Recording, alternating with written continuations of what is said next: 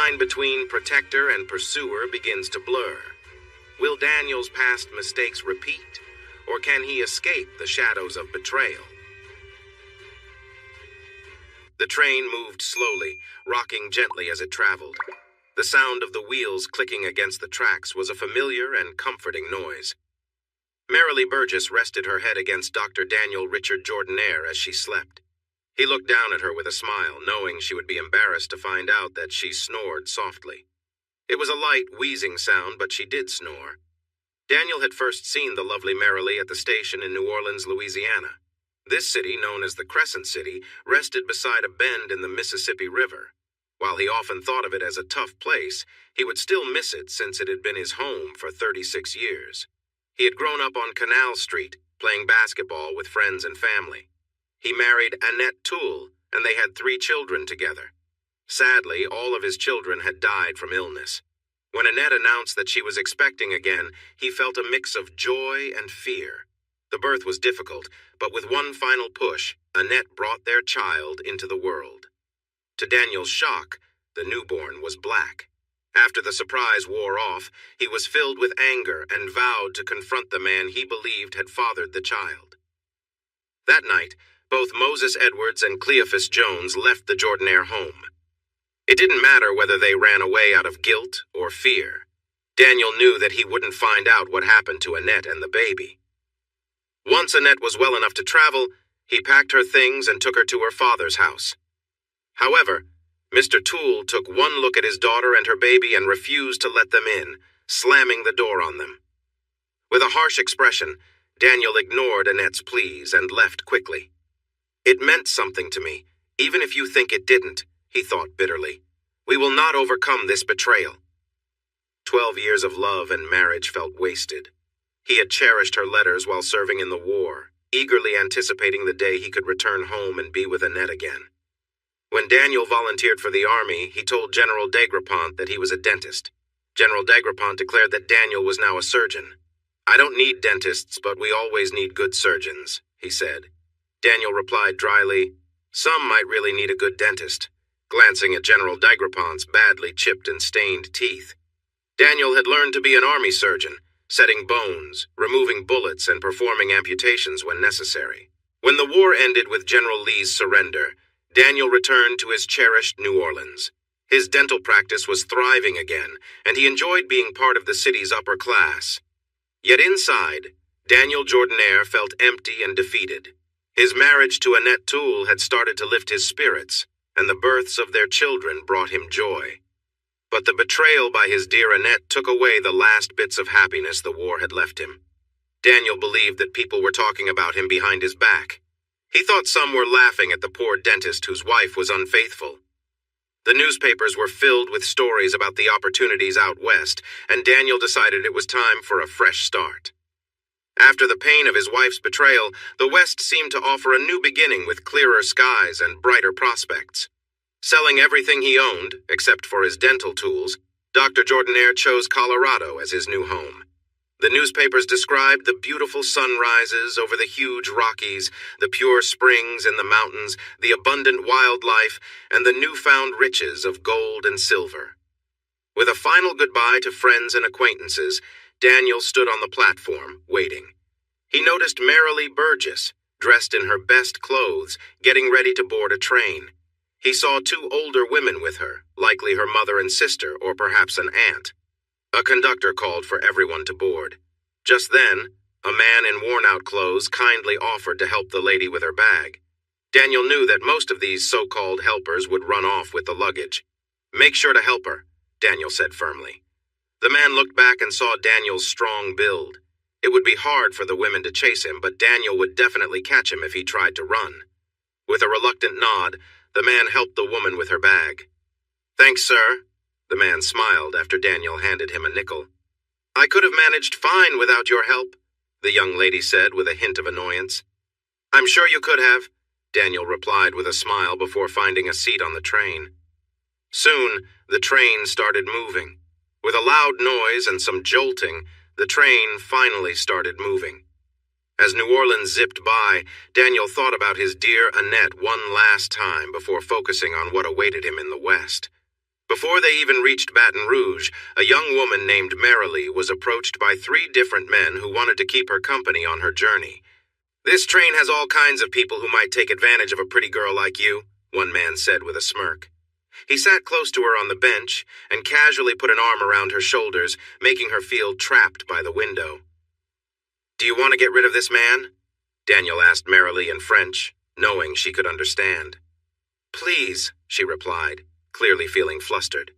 "Sir, please leave the young lady alone," Daniel said in English, making sure the man noticed the pistol at his side. "Oh, I'm very sorry, I didn't realize," the man stammered. "I'm sure you didn't," Daniel responded, allowing the man to keep some dignity. "Thank you," Marilee said gratefully. Daniel took a seat across from her, giving her space on the bench. "I'm happy to help," he said with a kind smile. They talked easily, and Daniel learned she was 18, from New Orleans like him, and was on her way to Colorado. "I'm engaged to William Jacob Benhurst III, she said proudly. From her bag, she pulled out a photo of a young man with slicked back hair. Daniel thought he looked rather full of himself, but kept that opinion to himself. He remembered trying to sit still for a photo and how uncomfortable it had felt. "His father is the mayor of the town, which is also named Benhurst," Marilee continued, sounding proud of it. "And how did you meet William?" Daniel asked politely as he handed the photo back to her. "He put an ad in the newspaper," she explained, adding that they had exchanged letters and she had even sent him her own picture. After seeing her photo, William had told her he wanted to get married right away. "I have another photo here," she said with a happy giggle, pulling out a second picture. "What else do you have in that big handbag of yours?" Daniel joked. "Maybe a horse?" The second photo showed a very beautiful young woman. The photographer captured many details in the picture of Marilee. Her beautiful, thick hair, her light eyes, her fair skin, her well-defined nose and chin, and her full lips stood out clearly. The photograph also highlighted Marilee's figure as she leaned slightly forward on the table. The neckline of her dress offered a subtle glimpse of her chest. With some hesitation, Daniel prepared to give the photo to Marilee. "No, please keep it," Marilee said kindly, placing her hand gently on his arm. Her movement drew his attention to her figure. "After all," she added in French, in case someone was listening, "a father should cherish a photo of his daughter, right?" "I will hold on to my daughter's photo close to my heart," Daniel promised as he slipped it into his shirt pocket. Marilee then asked about the scar below his eye, gently touching it with her gloved finger. "Oh, you were in the war?" she exclaimed when he mentioned it was from a Union soldier's sword. "Yes, I served in the army of the blind general," Daniel replied. "General Degrapont?" Marilee gasped. "My father fought alongside him." When she asked if he knew a man named Anatole Burgess, Daniel simply shrugged. He remembered Corporal Burgess as someone who had given up at the first sign of trouble. The general had punished him and 2 others for deserting. Daniel didn't see a reason to share that story with Marilee. He recalled how one of the men had been upset about leaving his family in New Orleans, but he remembered the men were covered and bound when the ropes were tied. "A wife and a daughter? You should have stayed strong for them," General Degrapont had shouted at the time, even striking the man. "We fight for the honor of our women. That is why we must stay united against the Union." "There were many in General Degrapont's army, dear Marilee," Daniel said softly. "Some didn't survive long enough for me to know them." General Clayton David Degrapont was known for being in charge of the Confederate Army more because of connections than true ability. His troops often arrived late to battles, missing the main fights against the Union. Outside of Paulton, Louisiana, on their way to Vicksburg, Mississippi, General Degrapont's men encountered a large number of Union soldiers. The conflict was intense, and during the battle, General Degrapont was injured by shrapnel. Not wanting his men to lose hope in the battle, the man led charge after charge until the smaller Confederate army won. As the train moved steadily, Daniel and Marilee enjoyed a comfortable silence. Another man who had gotten on the train in Lafayette, Louisiana, tried to talk to Marilee. He even had the nerve to put his hand on her thigh. "Sir, please remove your hand from my daughter's leg," Daniel said, his face showing his anger. The man turned to respond, but stopped when he saw Daniel's large knife.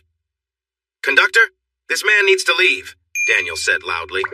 "Right, off with you," the conductor replied.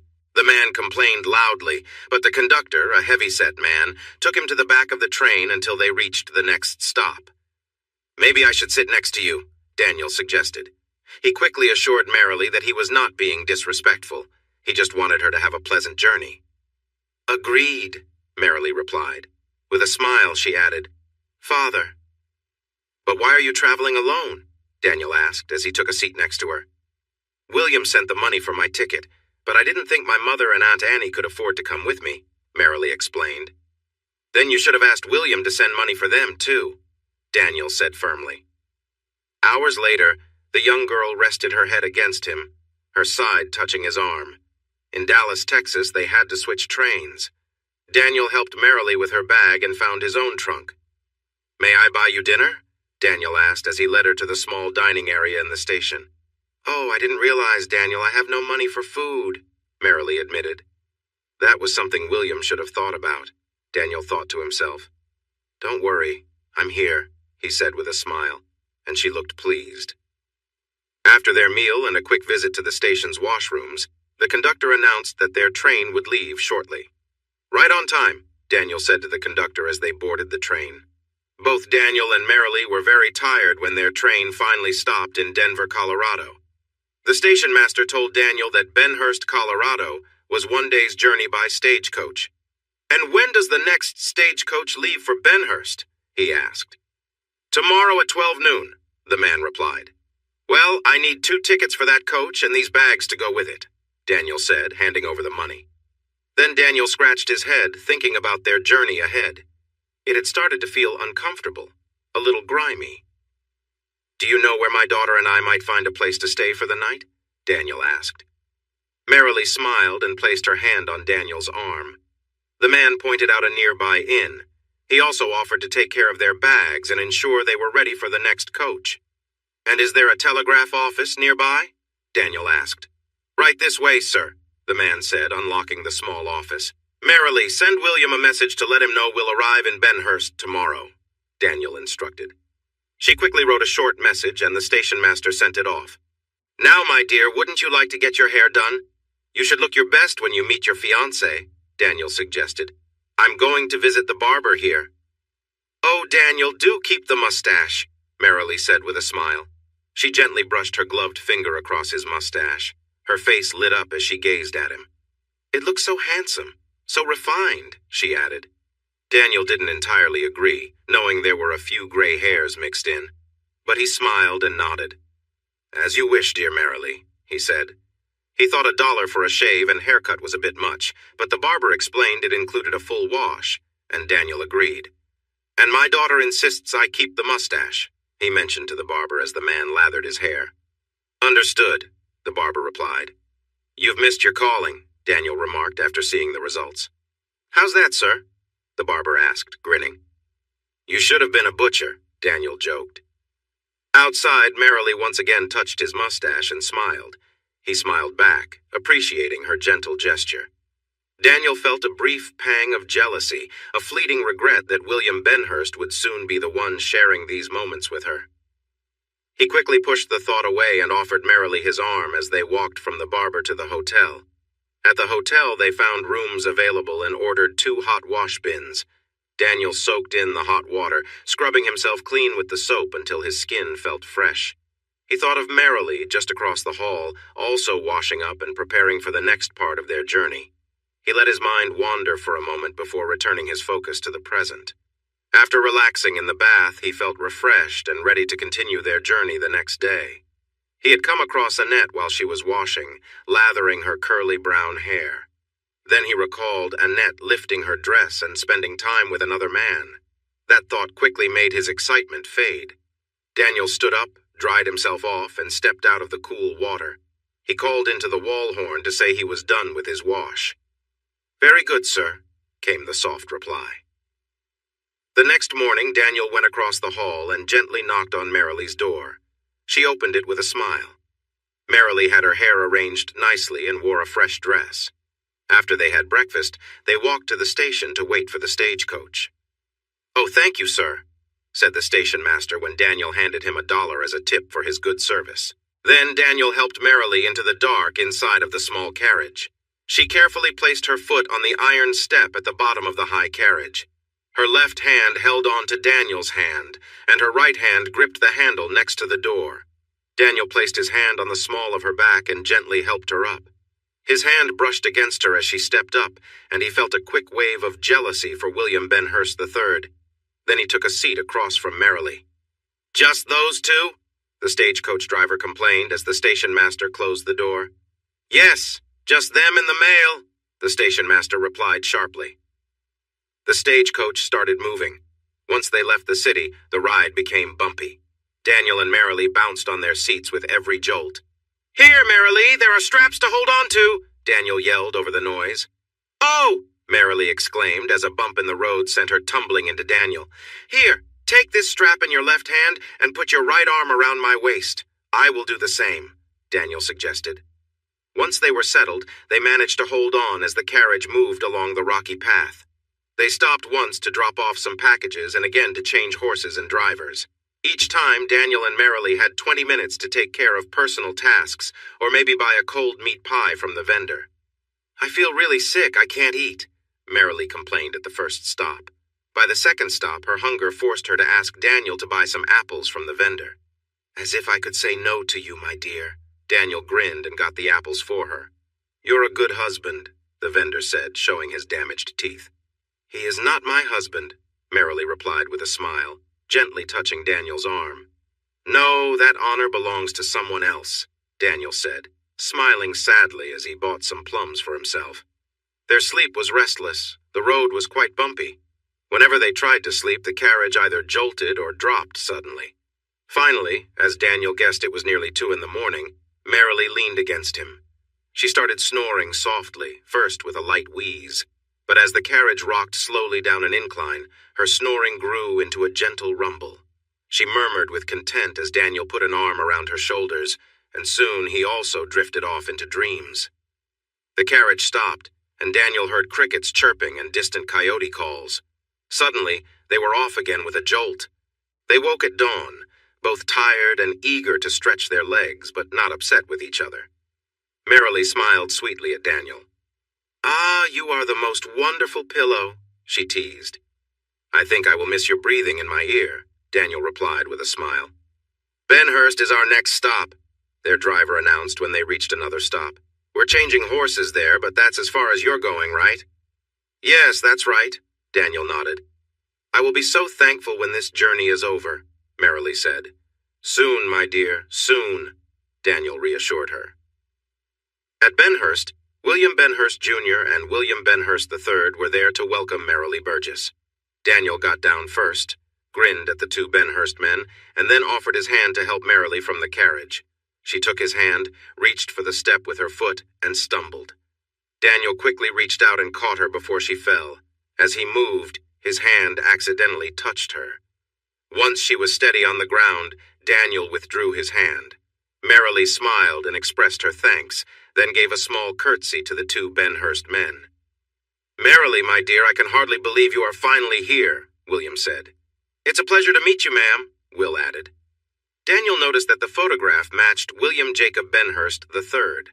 The 24-year-old seemed proud, somewhat round in his clothes, which did not fit well. His hands looked soft, as if he had never worked hard. His hair was carefully styled and shiny. William Jacob Benhurst Jr. looked similar, short and round with soft features, and the hair he still had was slicked down. "Don't judge a book by its cover," Daniel's mother often told him. Once again, William III expressed his happiness at meeting such a lovely young woman as Merrily. He even bent down to kiss her gloved hand. "Thank you," Merrily said. "And may I introduce my father, Dr. Daniel Jordanaire?" "Doctor? What kind of doctor are you?" Will asked. "I am a dentist by training," Daniel replied. "But during the war I did many surgeries." "And, Dr. Jordanaire, will you be making Benhurst your home?" Billy asked. "I think I have found my home for now," Daniel agreed. He had planned to stay in Denver, but I convinced him Benhurst would be better, Merrily smiled. "That she did," Daniel said, returning her smile. Daniel's first task was to find a place to stay. His second was to find an office to work in. Will, being the mayor, was very helpful. "There's an old lawyer's office just down the street," he said. He pointed in that direction. 3 Mexican men came out of a nearby saloon, smiling as they approached. Will pointed to Daniel's bags and trunk, and the 4 began to walk along the wooden sidewalk. "And right above that is a small 3-room apartment," Will continued. "The only thing is, the Main Street Saloon is right across the street." He glanced at Marilee to ensure she couldn't hear them. "They have some dancers. Quite a show, I tell you," he whispered. "How would you know that unless you've been in the saloon?" Daniel asked. William Jacob Benhurst III, Billy, pointed out various shops and sites as they followed Dr. Jordanaire and Mayor Benhurst. Marilee listened closely. This town would soon be her home. "A taxidermist? What do you need a taxidermist for?" she asked. "To preserve and display animal heads," Billy answered. "And then what do you do with the head?" she inquired. "You hang it on your wall," Billy replied. "I shot a big horn elk once. Its horns were almost 3 feet long. That goes on my wall just above the door of my office. He says he shot it, and his cousin Elroy says he got it too. Never know which one to believe," Will whispered to Daniel. "Does your son often tell lies?" Daniel thought to ask. Strange, lively music came from an open doorway. Will pointed toward it. "And that's the Golden Buddha," he said. He leaned closer to Daniel. "Really not a good place," he whispered. "Those Chinese people? They don't believe in Christ, you know. Anyway, they have these girls who wash you for $2. The girl comes right into the bath with you and scrubs you all over." Daniel considered saying that Mayor Benhurst wouldn't know this unless he had been there himself. But he guessed that as mayor, William Benhurst Jr. probably kept track of the types of businesses in his town. "Bathe? Billy, are you sure about this?" Daniel heard Marilee say. "Billy, come here for a moment," Will called out. "Sir," Billy replied, hurrying over. "Best not to tell her about that Golden Buddha place. She might think we go there often," Will warned his son. "Yes, sir," Billy answered, looking down. As they walked along the wooden planks, Daniel learned that Will used to be a lawyer in St. Louis, Missouri, but he bought several thousand acres of land in this U.S. territory and moved here. It was lucky for him that gold and silver were found, and the town of Benhurst quickly grew. He also found out that Billy was the deputy mayor, helping his father run the town. "What will you do if you are no longer the mayor?" Daniel asked as they crossed the dusty path to the former lawyer's office. "What do you mean by that?" Will replied, surprised. "I assume elections happen here. I also assume that someone might want to take your place as mayor," Daniel said, while Will fumbled with a key on a large ring attached to his belt. "No one has challenged me so far," Will said firmly, upset that anyone would question his leadership. Daniel liked the offices and found the upstairs living space suitable for now. He mentioned that he might build a home and work some land in the future. "Just north of the Oregon Territory, they grow apples," he explained. "I believe those fruits would grow well here too." "Well then," Will said, "I know just the place for you. There's even a stream running through it." "But now I am very hungry," Daniel said, "and I'm sure Marilee could use some food too." "The Main Street Saloon serves lunch," Billy suggested. His father gave him a stern look, which made him quiet. "Yes, but their Mexican food is pretty spicy," Will said. "At the end of the street, Eleanor serves a really good meal." "Then we should go to Eleanor's," Daniel agreed. The 3 young men from Mexico arrived at the house carrying bags for Daniel and Marilee. Daniel pointed out that the bed upstairs should be for Marilee, while he would sleep on the couch in the living room. "Oh, I thought she would be," Billy started to say. "When you two are married and not a moment sooner," Daniel said firmly. "Then we will get married by nightfall," Billy announced. Marilee chuckled at his excitement. Daniel was less amused. Will smiled at his son and gave him a light pat on the shoulder. "Take your time, son," he said. Will then kindly paid the 3 young men for helping with the luggage. News quickly spread that Benhurst had a dentist, and a very good one at that. Daniel often stepped out of the back room to find his office filled with townspeople and miners. His time in the army also came in handy. Dr. Jordanaire was often called to help those hurt while drinking or during fights.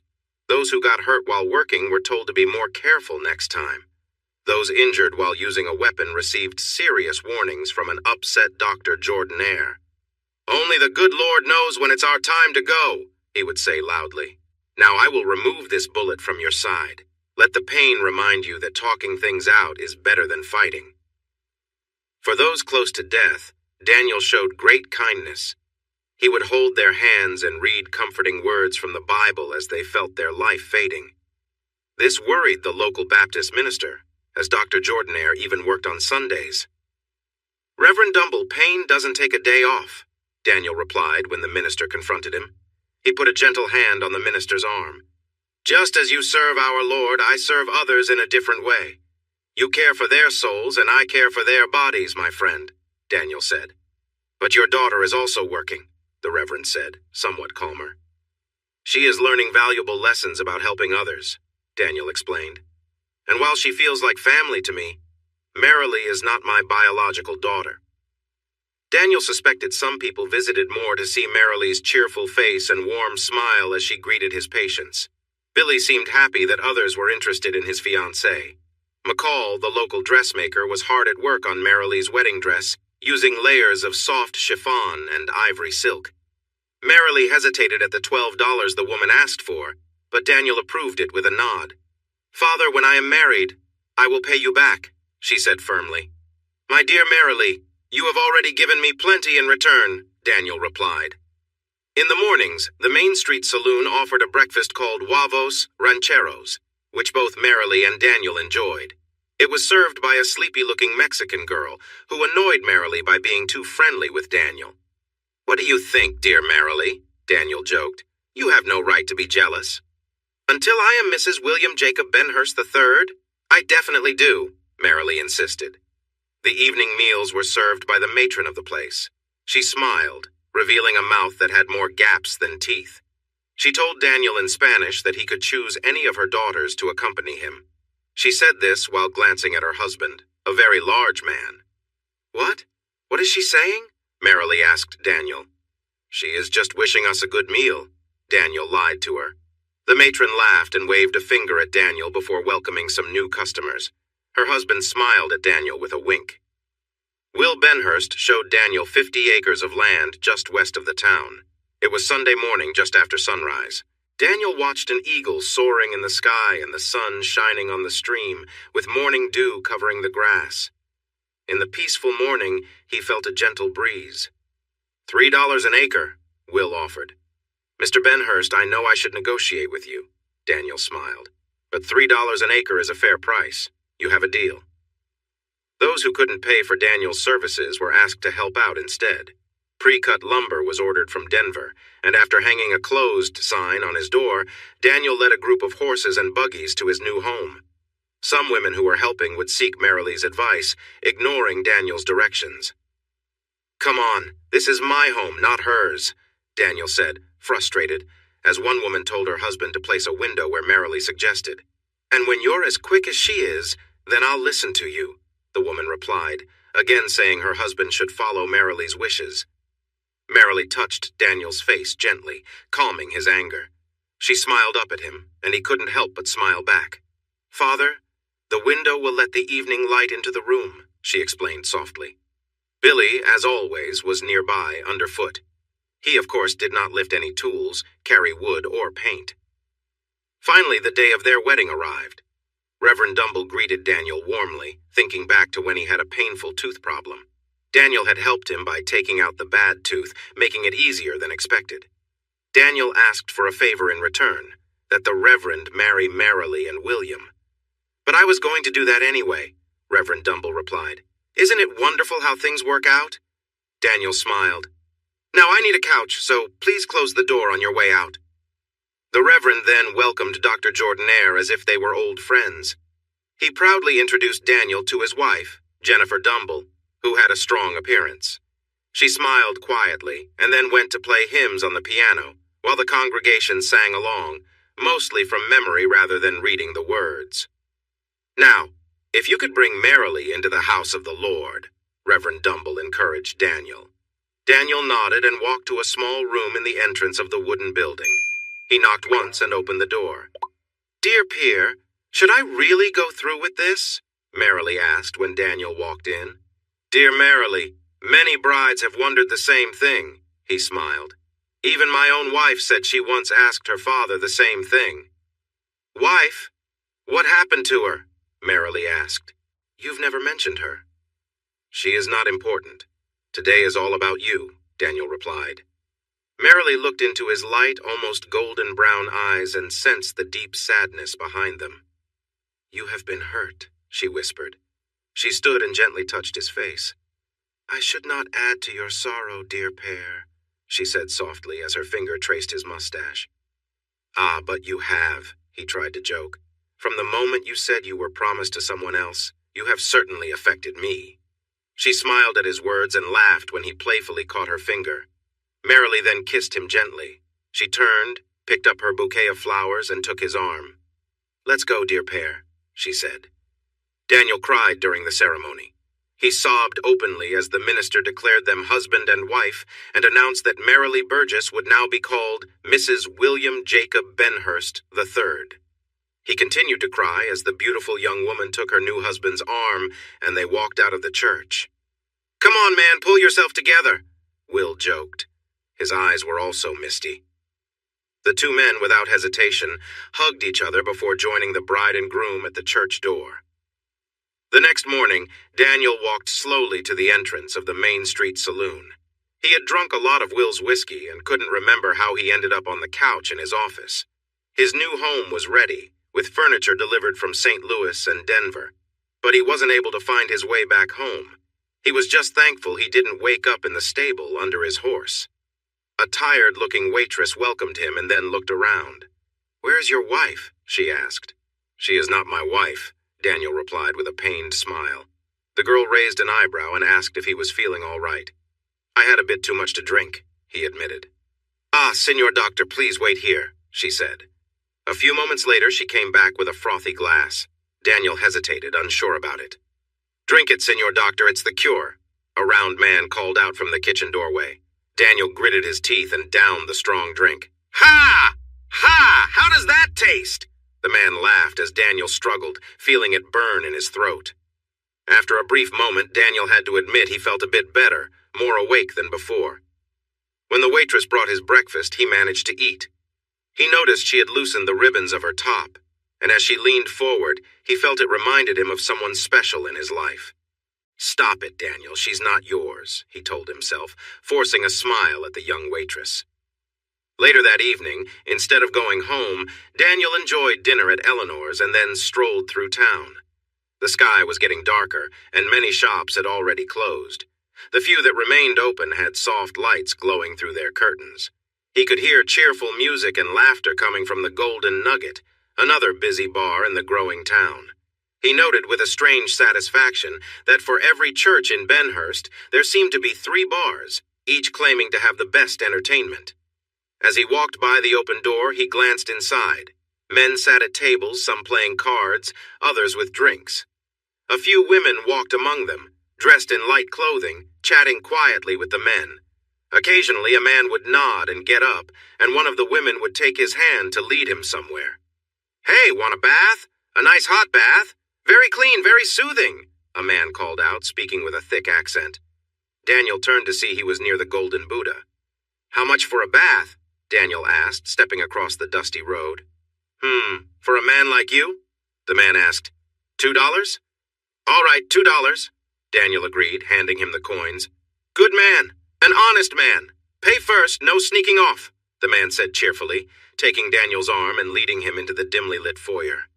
Another man appeared, bowing and smiling as he guided Daniel up 2 flights of stairs.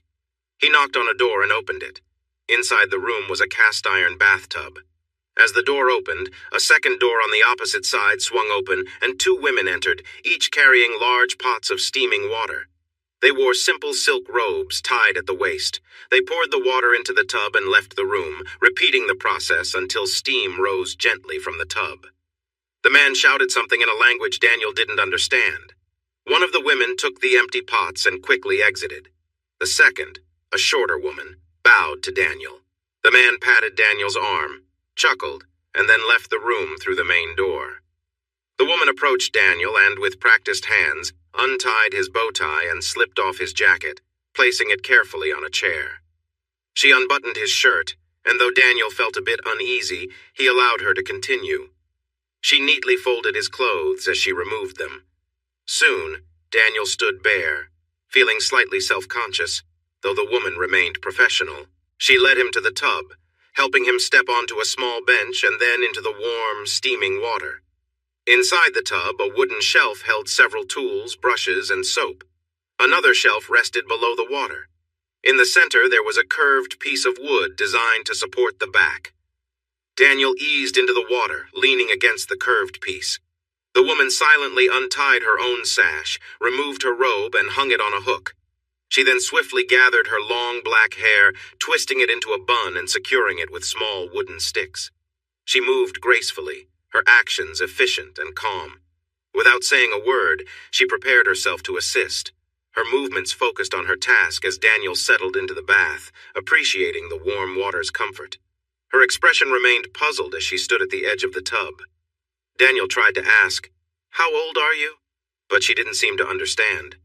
He repeated the question in Spanish, hoping she might recognize it, as many workers in the town spoke the language. She only shook her head in response. "Your age?" Daniel asked once more, this time in French. Her eyes lit up and she smiled brightly. "You speak French?" she exclaimed, surprised and happy. "A little," Daniel replied. At that moment, the other woman who had been outside heard the excitement and rushed into the room. The two exchanged a few quick words in a foreign language before the other woman bowed and left, closing the door behind her. Daniel asked again, "How old are you?" "I am 20, she answered simply. The young woman then stepped into the tub and sat on a submerged bench behind Daniel, her legs positioned to straddle his back so she could help with the bath. "But there is no hair," Daniel said, curious. "It is removed," she explained as she began to pour hot water gently over Daniel's back with a wooden ladle. In fluent French, she introduced herself as Nguyen Mu, born as Nguyen Se. She came from a small village in French Indochina where her father was a cobbler. He had always longed for a son to pass down his trade to, but instead, he had 9 daughters. As she continued, Daniel felt her softly ladling the warm water onto his shoulders, the fragrance of cloves and ginger filling the air. Nguyen Mu spoke with a Parisian French accent, while Daniel's French was from Creole, making it a bit challenging to follow each other, so he asked her to slow down.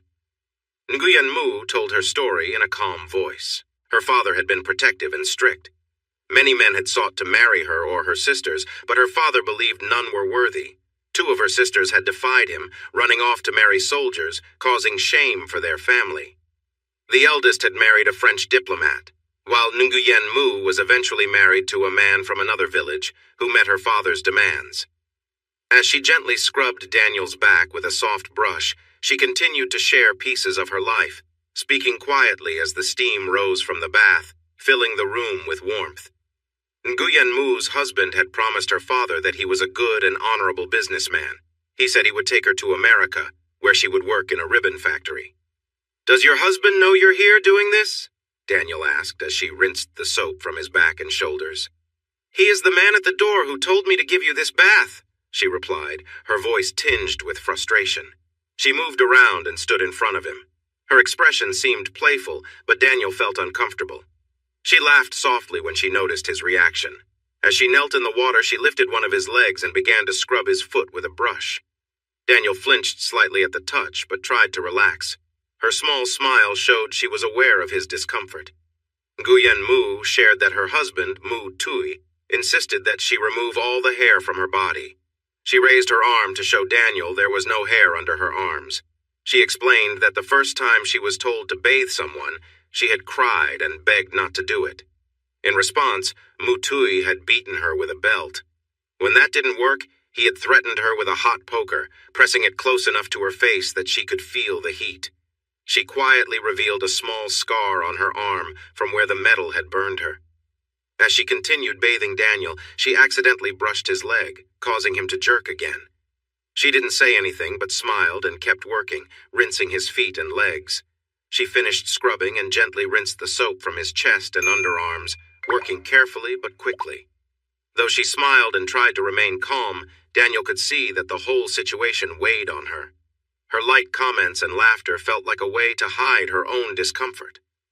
When she finished, Nguyen Mu quietly continued her task. focusing on washing away the soap and water, keeping the moment professional despite the situation. Afterward, she simply nodded, signaling that the bath was complete, and Daniel felt the tension in the air begin to lift as the task was finished. Nguyen Mu gently helped Daniel out of the bath, and they both dried off quickly. She worked with quiet efficiency, making sure Daniel was comfortable, her demeanor calm and professional throughout. Once he was dry, she began assisting him with his clothes, making sure everything was neatly in place. As she tied his bow tie, Daniel looked into her eyes and asked, "Why did you say earlier that pussy is husband's?" Nguyen Mu smiled faintly. "Many men come in thinking $2 gets them more," she said simply. "But that is for a different kind of bath." She then mimicked a simple motion with her hand, indicating that most of the time, her role was limited to simple tasks, meant to keep things professional and avoid any misunderstandings. There was a knock at the door, signaling the end of their time together. With a final glance, Nguyen Mu finished dressing and prepared to lead Daniel out of the room. Everything had returned to normal, the moment passing without any further tension. "You?" she asked, as they stepped back into the hallway. "I use my mouth," she whispered softly as the door opened. "You'll come back, right? You liked it, didn't you?" The man smiled as he guided Daniel down the stairs. In the entrance of the Golden Buddha, Daniel passed a man who had just arrived. The man kept his hat pulled low, as if he didn't want to be recognized in such a place. As they passed, the man accidentally bumped into Daniel. He looked up to apologize, and Daniel realized he was staring into the face of Jennifer Dumble, the wife of Reverend Dumble. Daniel said nothing to acknowledge her, simply mumbled an apology and left. He walked to the stable, paid the boy who brought his horse, and mounted up. Reflecting on the night, Daniel thought about how he could have gone home earlier. His horse knew the way well, and when they arrived at Crescent City home, he rewarded the animal with an extra scoop of oats. Daniel's days soon became routine, and he found himself missing Merrily. She wasn't in the office to greet patients, and she wasn't there for him to share his thoughts with or to enjoy a meal together. The absence of her cheerful presence left a void, even as the waitresses at the local restaurant flirted with him openly. He missed her smile, the way she moved with grace, and the small moments they had shared. Patients even asked about her absence, often sighing when Daniel explained that she had gotten married. After Merrily's marriage, Daniel's life became repetitive. The work-home cycle felt endless, and without much to do in Benhurst besides the saloon or local churches, he struggled to find distractions. But the Catholic Church wasn't an option for him, and he didn't feel inclined to attend other services in town. One Monday evening, after having dinner at Eleanor's, Daniel decided to take a walk through the small town. But deep down, he knew where he was headed, the Golden Buddha. "Ah, you're back. You liked it?" Mu Tai greeted him warmly as Daniel approached the door. "I'd like a $5 bath with Nguyen Mu," Daniel said quietly, handing over the coin. As he walked upstairs, escorted by the same man as before, Daniel pondered how different Mu Tui's world was. He could never imagine offering his wife services, or even Merrily's, but this was a different culture, a different way of life. Just like before, Nguyen Mu and the other woman quickly entered with steaming pots of water. When she saw Daniel, Nguyen Mu smiled warmly. Nguyen Mu quickly removed the smile from her face and focused on preparing the bath for Daniel, filling the tub with steaming water. "He's paid for the $5 bath," the second man barked at her in their native language. Pho Tin Se, another woman, watched with frustration. She felt it was unfair. She believed she was more beautiful, with larger features and more traditional signs of maturity. But Nguyen Mu often got more attention, even more food, due to her marriage to Mu Tui. "It's because I speak French," Nguyen Mu quietly explained to Pho Tin Se, sensing her frustration. "Oh," Pho Tin Se nodded, understanding. "But I'll tell him you're skilled at bathing," Nguyen Mu added kindly. "Thank you," Pho Tin Se smiled, feeling a bit better. As Nguyen Mu began to help Daniel undress, she asked quietly, "What did my husband say when you paid for the bath?" "He said nothing, just showed me upstairs," Daniel replied. "He didn't suggest another one of the girls?" Nguyen Mu asked, her voice calm, though she hid her frustration. "No, he didn't," Daniel confirmed. Nguyen Mu smiled as she finished helping Daniel into the hot water, her focus on her task. She continued to bathe him carefully, making sure everything was just right. As she washed him, she remained gentle and respectful, her actions professional and smooth. After finishing, she helped Daniel relax, letting the warm water soothe him as she focused on making the experience as comfortable as possible. There was no need for words, just the quiet atmosphere of the bath. As they finished, Nguyen Mu smiled again, keeping the atmosphere light. She continued to help him dress before leading him back down the stairs, the visit ending on a calm and quiet note. Nguyen Mu focused on her task, ensuring Daniel was comfortable in the bath. She worked diligently, keeping the atmosphere calm and professional. There were no words exchanged as she carefully continued with the routine of bathing him, making sure to keep the process smooth and respectful. After completing the bath, Nguyen Mu called out for the second girl, Fo Tin Se, to bring a fresh flannel sheet. Fo Tin Se is also skilled in bathing, Nguyen Mu said in French, nodding toward the other girl. Fo Tin Se smiled warmly at Daniel, bowed politely, and left the room. Later that evening, Mu Tui questioned Nguyen Mu about why Daniel had specifically asked for her. "Why would he choose you over the other girls?" he mocked. "They are prettier, smarter, and work harder than you." Nguyen Mu remained calm and answered, "It's because I speak French. He came to give us a warning." She then shared a detail about an upcoming meeting, her tone steady as she relayed the information. "The sheriff will come and arrest everyone and send us back home." "Sheriff?" Mu Tui asked, his eyes wide with worry.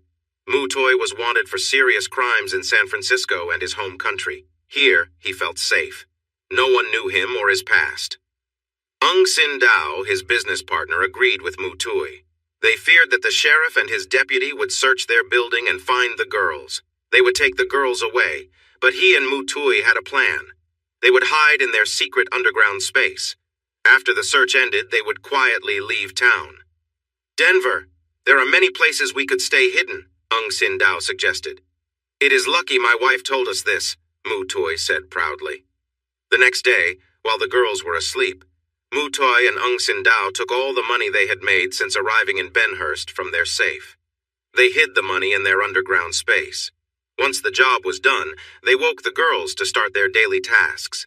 At dinner, Ung Sin Dao said that Fo Tin Se would call out to customers at the door. Chin Pom would help customers up the stairs to the second or third floor. "Just remember, did I send the customer to the first room or the second?" Ung Sin Dao reminded. "And where will you be?"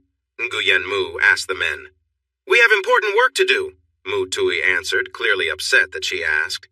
"Please be safe, dear husband," Nguyen Mu said, her worried eyes watching him. At 10 minutes to 9, Ung Sin Dao and Mu Tui hurried down to the basement. They opened the hatch and climbed down the rope ladder into the small space they had dug in the ground. They created this hiding spot when they first arrived in Benhurst for moments just like this, to stay safe and keep their money hidden. Ung Sin Dao pulled on the rope and closed the hatch, leaving them in darkness. They sat on cushions and waited for time to pass. Neither man noticed that they had left their bags behind in the cramped space.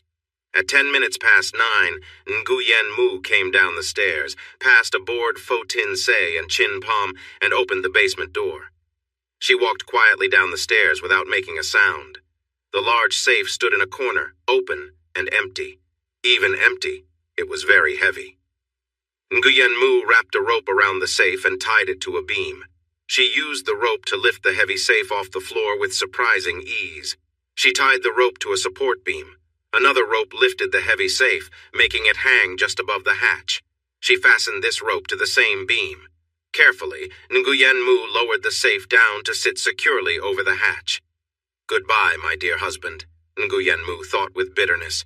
"You left us to face our fate. Now I leave you to yours."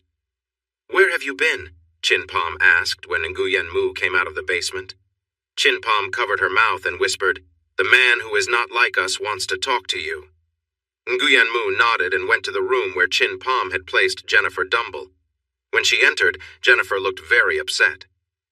"I'm sorry," Nguyen Mu said, even though she knew the woman couldn't understand her.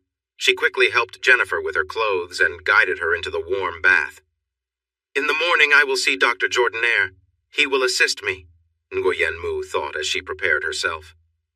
After learning about her husband's passing, Emily Burgess invited Annie Burgess, her sister-in-law, to move into their small home on Annunciation Street in New Orleans, Louisiana.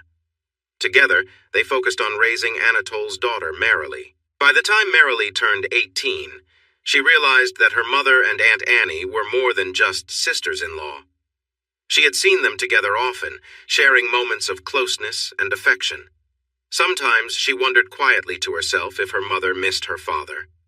The only extra thing Emily allowed Annie was a subscription to the local newspaper, which Emily called a rag. Marilee enjoyed reading it too, despite her mother's complaints about the ink stains it left on their hands. In the paper, Marilee discovered exciting stories about wild frontiers. She imagined what it would be like to breathe in fresh pine air, feel soft snowfall, and hear the sounds of nature. In New Orleans, all she could smell was the swamp nearby. She had never seen snow, although winters could be quite chilly. It was hard to hear nature over the buzz of the city. Then, by chance, Marilee found the personal ads. Her eyes widened in excitement as she saw many men trying to catch her attention, each one hoping to impress her with their words. One article caught her eye. It shared news of a new discovery of gold and silver in Colorado. She read and reread an ad by William J. Benhurst III. It felt as though he was writing just for her from the Colorado Territory. "Mother, Aunt Annie," she called out.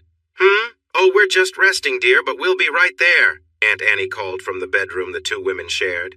No, I'm coming to you," Marilee replied playfully. "No, Marilee, you must wait," Mother insisted. Neither woman seemed particularly impressed by the notice, but Emily nodded when Marilee said she would write to the young man. Now she stood on the train platform, waiting for the train to Benhurst, where she would meet her fiancé. She, Mother, and Aunt Annie chatted in French, their first language. Then the conductor announced it was time to board.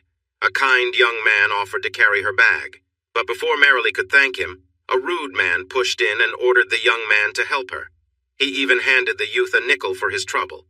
Marilee felt annoyed. Though she had only a few coins, she could handle her own bag. She told the pushy man as much. She settled by the window, hoping to enjoy the view of the beautiful countryside as the train headed west. But then a young man rudely sat next to her and started saying nice things. "No, thank you," Marilee replied, trying to sound as firm as possible. He left, but another young man took his place. She turned him down as well. A third man even put his arm around her shoulders, which she found quite forward. Then an older gentleman asked her in French if she wanted to be free of the troublemakers. She smiled with thanks when he introduced himself as her father and sent the young man away. She looked at the man closely now.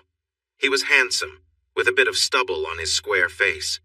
His eyes were a light brown, almost golden.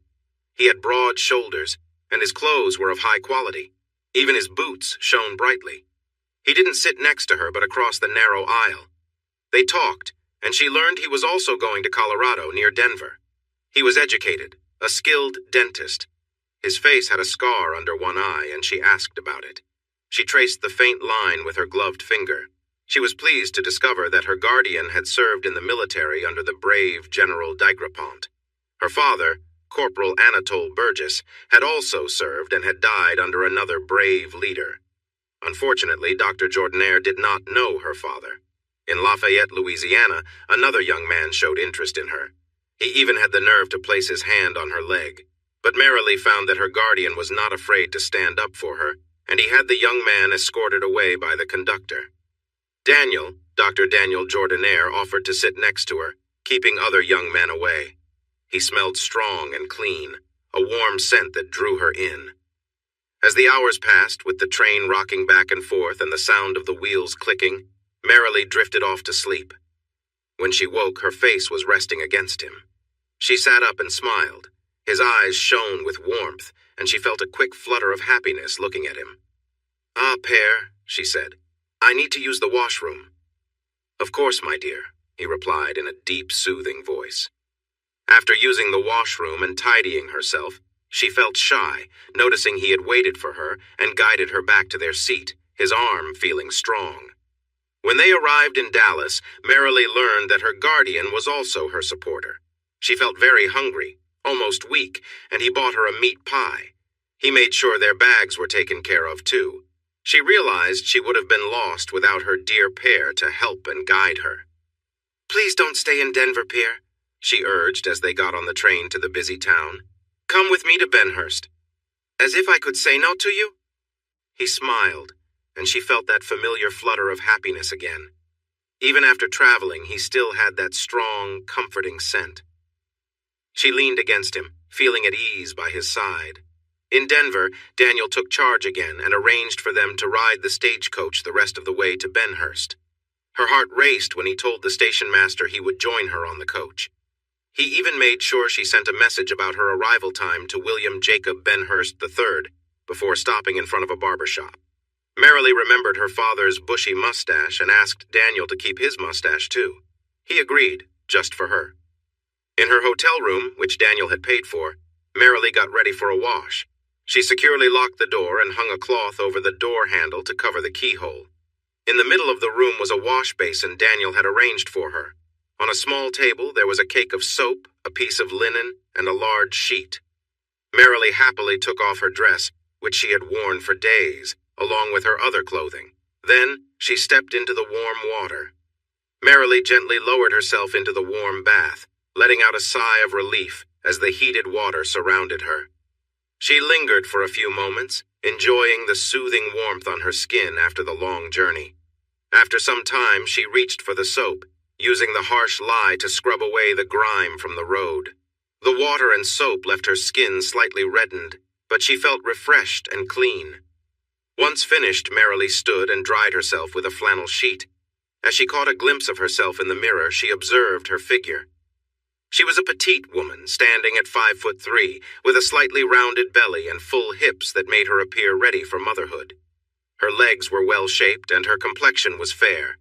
Her hair, a rich brunette, fell in waves, and her pale blue eyes complemented her features. Marilee's thoughts briefly turned to her future husband, William Jacob Benhurst III. She wondered if he would be pleased when they finally met. She was confident that he would find little to complain about with her appearance or personality. After dressing in a clean shift, Marilee lay down on the straw-filled mattress, still feeling the gentle rocking motion from the train ride, but soon sleep overtook her. The next leg of the journey by stagecoach was rough. The trail was rocky and uneven, making the ride uncomfortable. Once again, Marilee was thankful for the kindness of Dr. Daniel Jordanaire, who accompanied her on the trip. His humor lightened the mood when he joked, "No wonder they call these the Rockies," as the carriage bumped along. Dr. Jordanaire invited her to sit beside him, offering comfort during the bumpy ride. Marilee held onto a leather strap with one hand, while her other arm rested around his waist for support. He placed his strong arm around her, and for a brief moment, the discomfort of the journey seemed to fade. At some point, Marilee drifted off to sleep, waking to find herself leaning against him, her head resting on his shoulder and her body close to his. Despite the rough ride, she felt a sense of security in his presence. His scent filled the air, and she smiled into his warm eyes. "Ah, Pear, you are the best pillow to rest my head," she said playfully. "I think I will have a hard time resting without your breath near me," Daniel replied with a grin. Once again, warmth rushed through her. When they finally arrived in Benhurst, Daniel, as usual, stepped out of the stagecoach first to help her. She noticed William Jacob Benhurst III looking into the darkness of the coach. For a moment, disappointment crossed her mind. William was a short, round young man with slicked-back hair and clothes that were too tight for his figure. His boots were quite dirty. Marilee forced a smile and reached for Pear's hand. She missed the step and stumbled. Without her strong Pear, she would have fallen to the dusty ground. As it was, Pear's strong arm caught her. He quickly helped her up, and his hand rested firmly as he steadied her. Then Pear introduced her to William J. Benhurst III, who preferred to be called Billy, and William Jr., known as Will. She then introduced her peer, Dr. Daniel Jordanaire, but both boys quickly turned their attention to the doctor, excited to meet him. But Pear, sweet Pear, brought her back into the conversation by saying it was Marilee who had convinced him to come to Benhurst. They took a quick tour of Benhurst, and Billy pointed out different shops to her. One was a taxidermist. Merrily understood hunting's importance for providing food and managing animal populations. However, keeping any part of the animal as a trophy seemed strange to her. They passed a shop with cheerful, jingling music inside. Billy surprised her by talking about places where people could take baths. For a small fee, women would wash their customers. Billy also pointed out the saloons, saying that some of these places featured women who danced and entertained the men. "You seem to know a lot about this," Merrily said. Billy turned red. Thankfully, they arrived at the building Will wanted to show Dr. Jordanaire. She smiled when Daniel mentioned that she would be staying with him until she married Billy, William Jacob Benhurst III. Billy made her laugh when he joked that they would get married that very night. Then they went to a lovely restaurant and enjoyed buffalo meat and potatoes. Merrily quickly learned how to be a dental assistant and also how to help in an office.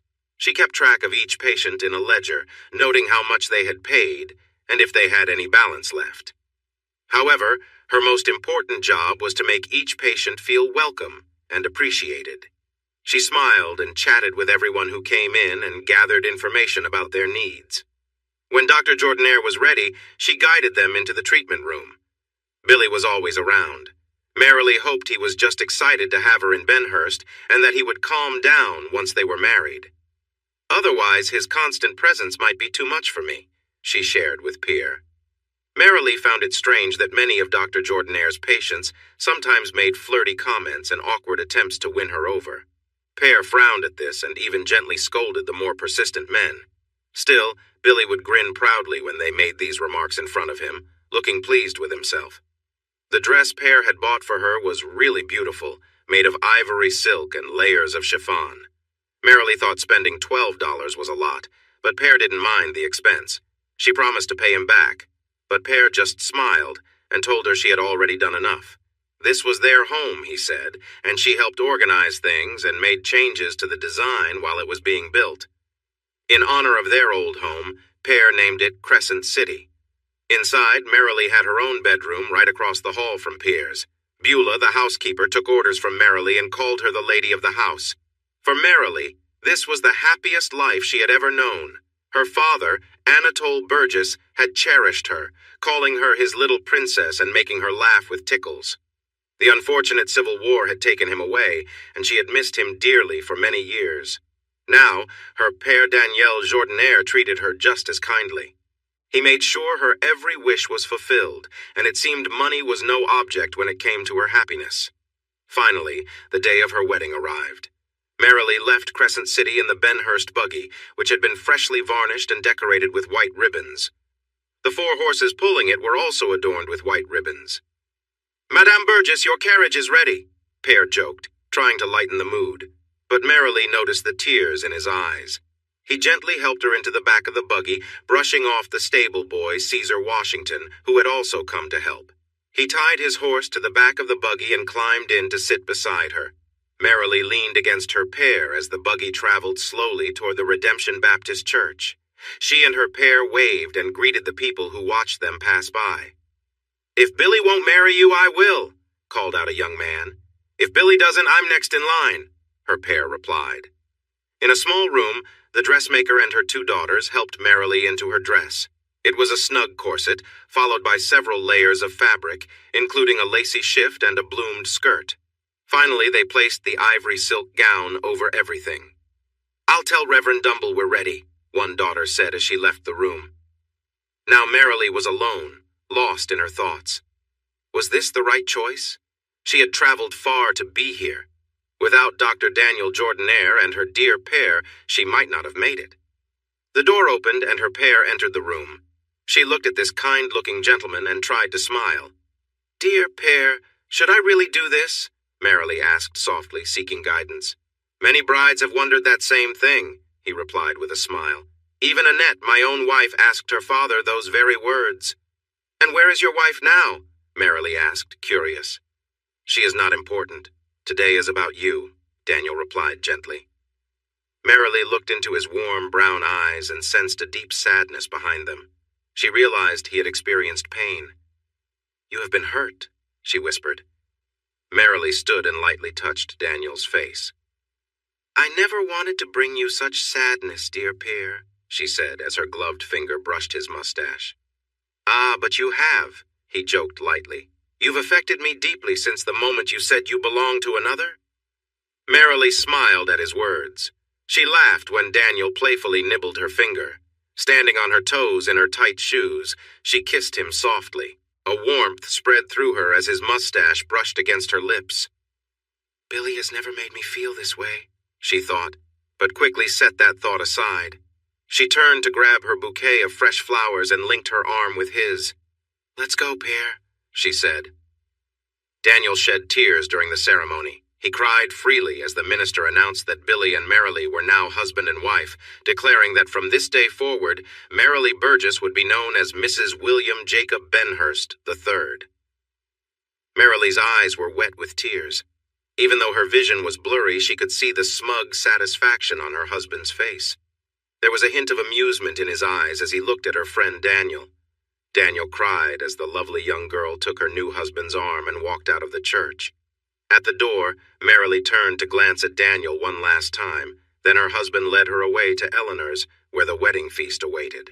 After a delicious meal and many toasts to their happiness and health, her husband guided her to the carriage. Caesar Washington took the reins, and they headed to the Benhurst Ranch. Merrily was upset to find out they would be living with Billy's parents instead of having their own home. She learned this at the rehearsal dinner at the Benhurst Ranch. Will and Billy assured her that they would have the entire third floor of the big house and would be undisturbed. Will we have our own kitchen? Merrily asked. Meals will be cooked and eaten on the first floor, said Mrs. William J. Benhurst, Jr., a stout, serious woman. Norma Benhurst gave Merrily a sharp look as if daring her to complain. You will also help prepare these meals, the older woman said firmly. You don't have any servants? Merrily asked. And you will help with the laundry each day, Norma continued. One day the ranch will be yours and Billy's. You must learn to care for it now. President Abraham Lincoln freed the slaves, Merrily quietly muttered. I guess that didn't apply to Benhurst wives? What did you say? Norma snapped back. Now Merrily leaned heavily against her new husband. Even in her drunken state, she hoped their stay at the Benhurst Ranch would be short. Thank you, Merrily said as Caesar helped her out of the carriage. Caesar looked surprised, but then smiled and bowed to her. He was taken aback because the lady and man of the house, along with their young son, rarely acknowledged him. They only spoke to him when they were upset, and the other helpers faced the same treatment. Welcome, Mrs., Caesar said. He tried not to laugh when Billy stumbled out of the wagon, barely keeping his balance. I'll take care of the horses now, Caesar said. Billy insisted, in a tipsy manner, that he would carry his bride over the threshold of their home. He stumbled as he carried her, almost dropping her and causing her to bang her head against the doorframe. You will not carry me up to our bedroom, Merrily said, clearly upset with her new husband. The wedding dress, which her father had spent $12 on, was quickly taken off as Billy grew frustrated with the many buttons. The layers beneath it also puzzled him. The girls on Main Street don't have so many layers, he said. Finally, she was fully revealed to him. He admired her figure. She had a nice shape, with a round belly and hips that hinted at future motherhood. Her legs were sturdy, and her feet were small and delicate. Billy stepped closer and hugged her. She felt a little uncomfortable at his touch. He leaned in to kiss her, but she stepped back, looking confused. Why are you kissing me like that? She asked, wiping his saliva from her lips. It's called French kissing, Billy explained. He reached to hug her again, and she stepped back until she felt the edge of the bed. I'm French, and I don't kiss like that, Merrily replied. When Billy took off his clothes, Merrily couldn't help but chuckle. His body was unusual and very pale. Do all of them look like that? She almost asked. Billy encouraged her to lie down on the bed. She did, sinking into the soft mattress. Billy joined her, pulling her close once more. Once again he kissed her, and when she opened her mouth to protest, he pushed his tongue inside. Merrily gasped in surprise. She could taste the dinner they had shared. Then he leaned down, kissing her chest. He was clumsy as he tried to align himself with her. Stop! Merrily cried out, feeling an intense pain. She felt a deep hurt, and despite her distress, Billy continued without noticing her discomfort. Billy and Marilee's first night as husband and wife was brief and awkward. Billy quickly finished and soon after fell asleep, leaving Marilee to quietly drift into sleep as well. The next morning, Marilee was startled awake by Norma Benhurst's stern voice. "Wake up, child," she commanded. Marilee, confused and still tired, exclaimed, "Aye! It's time to help with the morning meal," Norma insisted. Marilee, still upset, replied, "I was told we would not be disturbed in our room." "Except when it's time for your chores," Norma corrected firmly. Marilee demanded that Norma leave the room so she could dress in peace. Norma, not one to be easily dismissed, scoffed, saying she'd seen it all before. But Marilee stood her ground, insisting, "This is my room. Leave now, or you can make the meal yourself, madame." Billy, still in bed, watched the confrontation but said nothing. He lacked the courage to stand up to his mother for his new wife. Seeing she wouldn't win this battle, Norma finally left the room. Frustrated, Marilee turned to her husband and hissed, "I'll ask Pierre if we can stay in the apartment above the office. I won't have your mother barging into my room whenever she pleases." After dressing, Marilee headed downstairs, where Norma kept her busy all morning, helping Chloe, the house servant, prepare the meal. Marilee worked hard, but Norma only gave more orders, offering no praise. As they sat down to breakfast, Will, Billy's father, greeted Marilee warmly. "Good morning, my dear. You're looking lovely today." "Thank you, sir," Marilee replied politely, though still exhausted from the early morning chores. The rest of the day was no easier. Norma kept Marilee busy washing sheets, preparing lunch, and later helping with dinner. Marilee barely had a moment to herself. By the time evening came, she was exhausted. When she finally made her way back to the bedroom, Billy, barely acknowledging her tiredness, pressured her for intimacy. Thankfully, it didn't last long, and though it was less painful than the night before, it was still uncomfortable. Afterward, Billy quickly fell asleep, leaving Marilee to sigh and do the same. The next day followed much the same routine, with Norma finding endless chores for Marilee. Billy was no help, leaving early for work and only returning right before dinner. Marilee realized that if Billy wouldn't stand up to his mother, she would have to take matters into her own hands. After an awkward moment with Billy, Marilee waited for him to roll over and fall asleep. Once he did, she looked for her sewing bag, which her friend had brought to the Benhurst home the day before the wedding. She found the black thread and got to work, sewing quietly until she, too, drifted off to sleep. Suddenly, a loud noise woke Marilee. With a smile, she saw her mother-in-law, Norma, on the floor. Marilee got out of bed, put on her dress, and slipped into her shoes. "I could have hurt myself," Norma said, sounding annoyed. "Maybe it would help to knock before you come in," Marilee replied. "It's a little impolite to walk in without warning." Norma narrowed her eyes but got up from the floor. As she looked at the doorway, the oil lamp in the hall lit the scene. She noticed something at ankle height, a thin line of black thread Marilee had stretched across the door. "Look at that," Marilee said with a smile. "It looks like a spider made a web." Norma moved closer to the door as Marilee stepped over the thread. "Be careful," Marilee warned playfully. "We wouldn't want any accidents." Throughout the day, Norma kept Marilee busy with chores. Although Chloe and Dolly helped where they could, it seemed Norma was determined that Marilee would do most of the work around the home.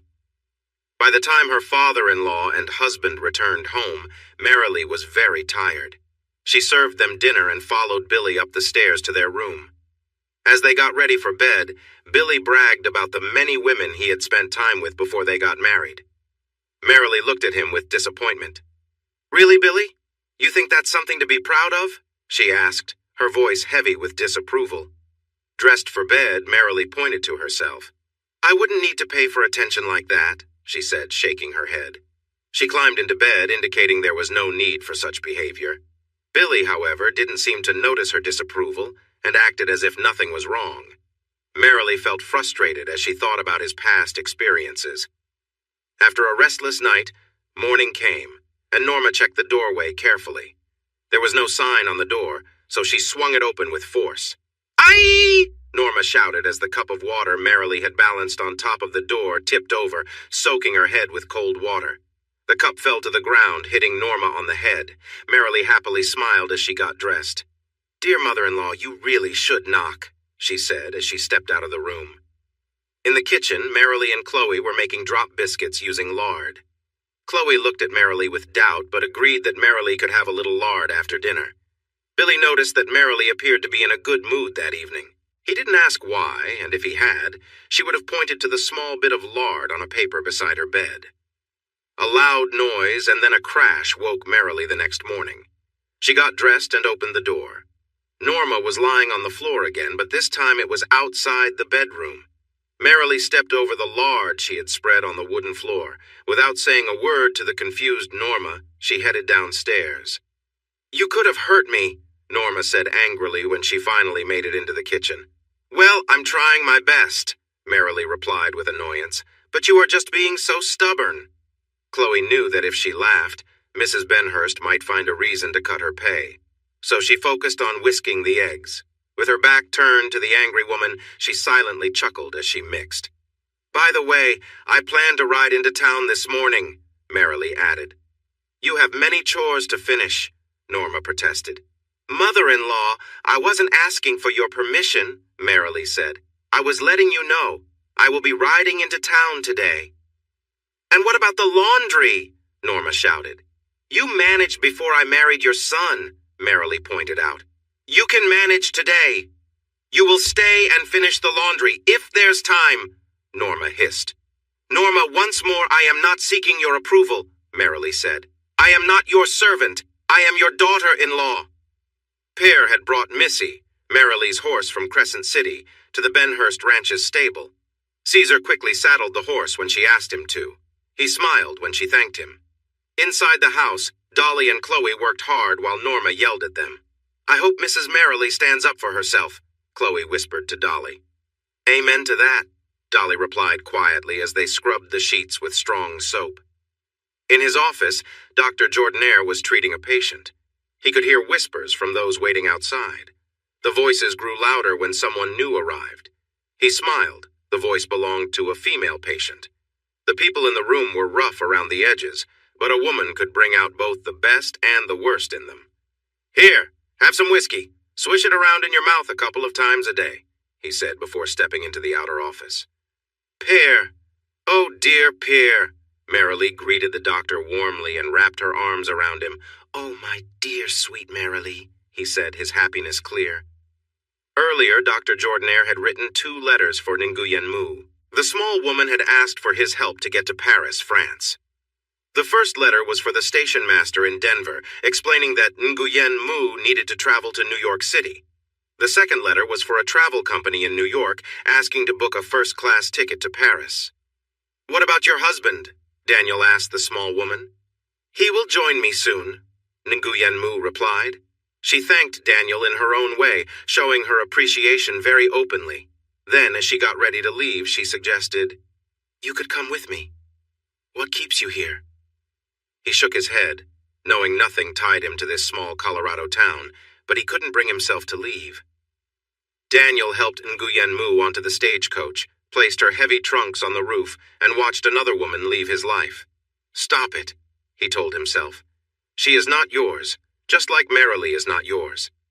But he couldn't help thinking about Merrily's sweet face, her joyful laughter and kind spirit. In the outer office, Merrily kissed him with quick, light pecks on the lips. Her warmth surrounded him as he held her close. To Daniel, seeing Merrily felt like finding an oasis in a vast desert. Without her, he felt empty. For Merrily, seeing the distinguished man made her heart race. His presence filled her with a joy that came from deep within. Merrily chatted happily in French about how much she had missed him and how deeply she cared for him. He invited her into his private office and sat her in the patient's chair. "And how is your marriage?" he asked. Merrily scoffed, brushing off the question. "Seriously, how is being with William Jacob Benhurst III?" Daniel asked quietly. Again, speaking in French in case someone was listening, Merrily made clear her discontent with her mother-in-law's demands for work. Then she expressed her disappointment about the lack of affection from her young husband. "Just do what you need to and then go to sleep," Merrily said bluntly. Suddenly, she noticed Daniel turning red. She giggled and covered her mouth with her hand. Then she gently touched his arm. "Oh, am I embarrassing you?" she teased. Yes, it's not something two unmarried people should talk about," he replied. "Well, I am married," she pointed out. "And you were married, so we aren't two unmarried people." "You cheeky girl," he smiled, clearly amused. "That's not at all what I meant, and you know it." After a few more minutes, he reminded her that he had patients waiting. "The upstairs apartment?" she asked hopefully.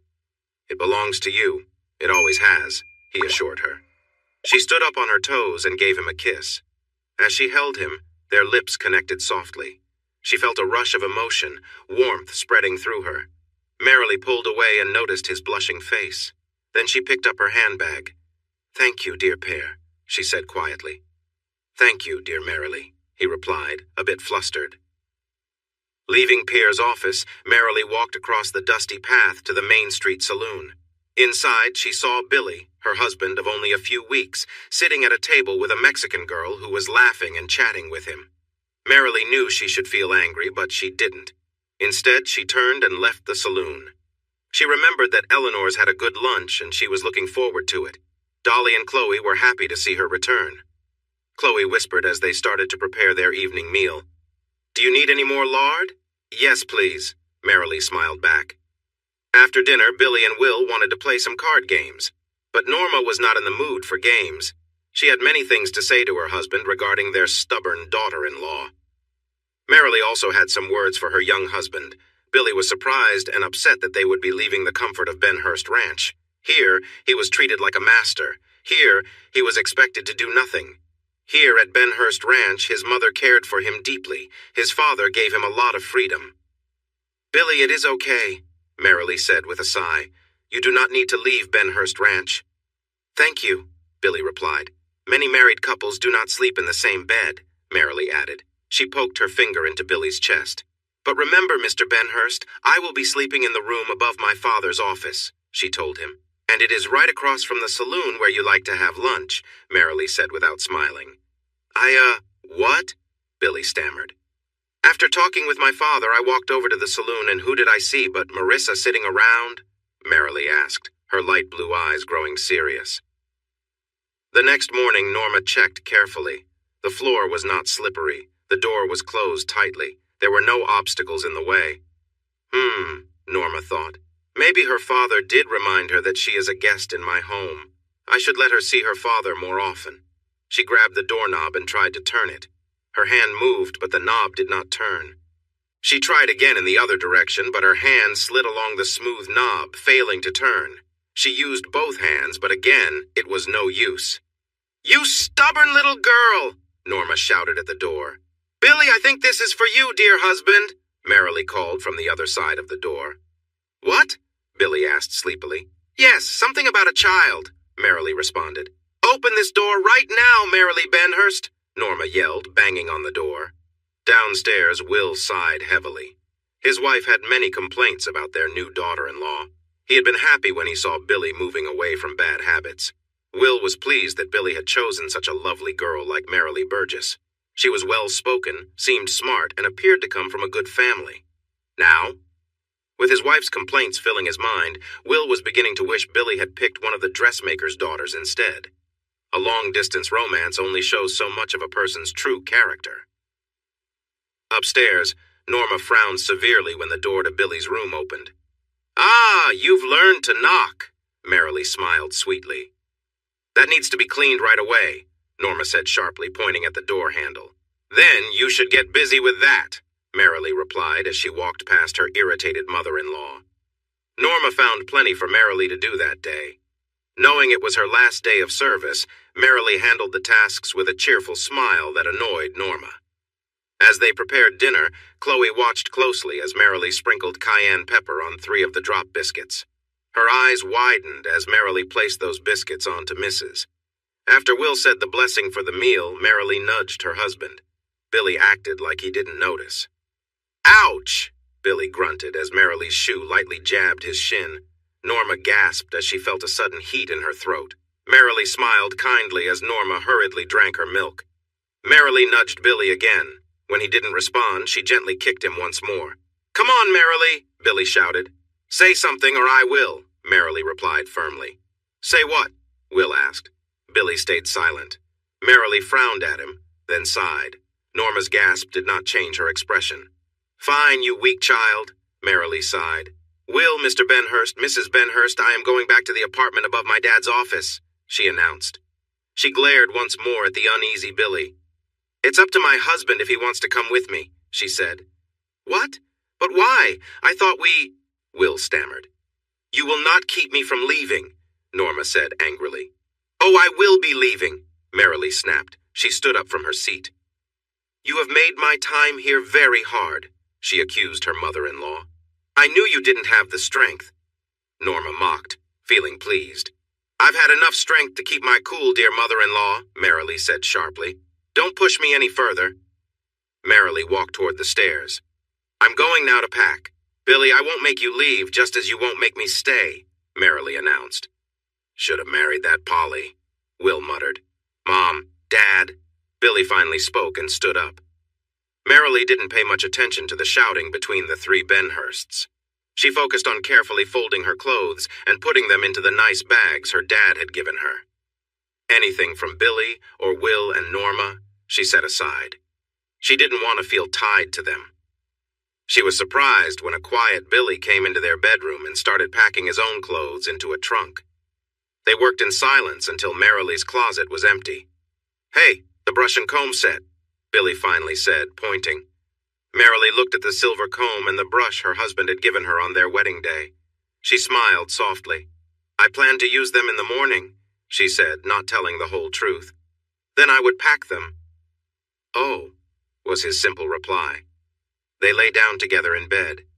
"That girl Marissa, Billy started, trying to think of something to say. "Billy, it doesn't matter," Merrily said with a heavy sigh. She looked at him. In the soft light, his face seemed pale and oddly shaped. She sighed again. "It doesn't matter," she repeated, "and that really bothers me, that I don't care." "Well, I think you should care," he argued. "Billy, just know that if you look for happiness with those types of women, you won't find it here with me," Merrily warned. In the morning, Merrily giggled. She had not set any traps for Norma, but Norma was as jumpy as a cat in a room full of rocking chairs. Merrily watched as Norma stepped carefully, looked around, then took another step. It took nearly a full minute for her to move from the door to the bed. Then, just as Norma reached out to wake Merrily, Merrily struck out playfully. "Ha!" Merrily yelled as she hit her mother-in-law's face with a soft pillow. Norma's scream echoed through the house. 1 floor below, Will sighed heavily. Whatever Merrily had done, he was sure he would pay for it later. Merrily dressed and followed her still annoyed mother-in-law down the stairs. She and Chloe worked well together to prepare the morning meal, while Norma found plenty to complain about. "I will miss you a lot, Mrs. Benhurst," Chloe told her.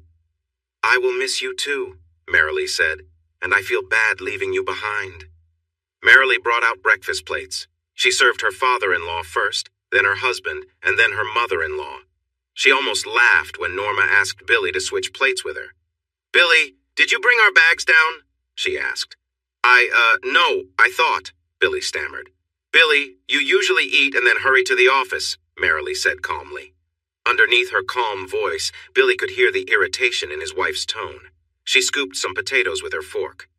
"This morning, before you go to the office, please make sure the bags are in the carriage," Merrily said.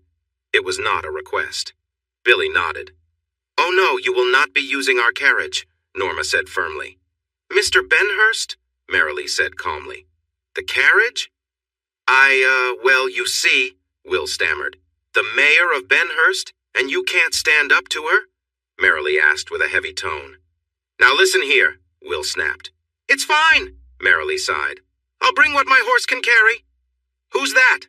Norma asked sharply. "My horse, the one my father gave me," Merrily replied. "You have no claim to her." "Use the carriage, child," Will said, looking nervously at his wife. "Thank you, sir," Merrily replied politely. That evening, after a long and awkward day at the office where father and son avoided talking, Billy almost headed toward Benhurst Ranch. But then he remembered he had a new home. He took the back stairs to reach the apartment. Merrily greeted him happily, even giving him a gentle kiss. She asked about his day at the office while finishing their dinner. "Shall we say a blessing, dear husband?" Merrily asked. Billy said a blessing and they ate. After dinner, Billy tried to teach his wife how to play poker, 5-card draw. She quickly learned how to play the game and beat him several times. "I hope you don't gamble, you would definitely lose," Merrily said. "I'm just letting you win," Billy replied, not telling the truth. He then taught her how to play 7-card stud. She understood it since the suits were the same as in 5-card draw. "And if I don't like the cards I get, I can just fold, right?" Merrily asked.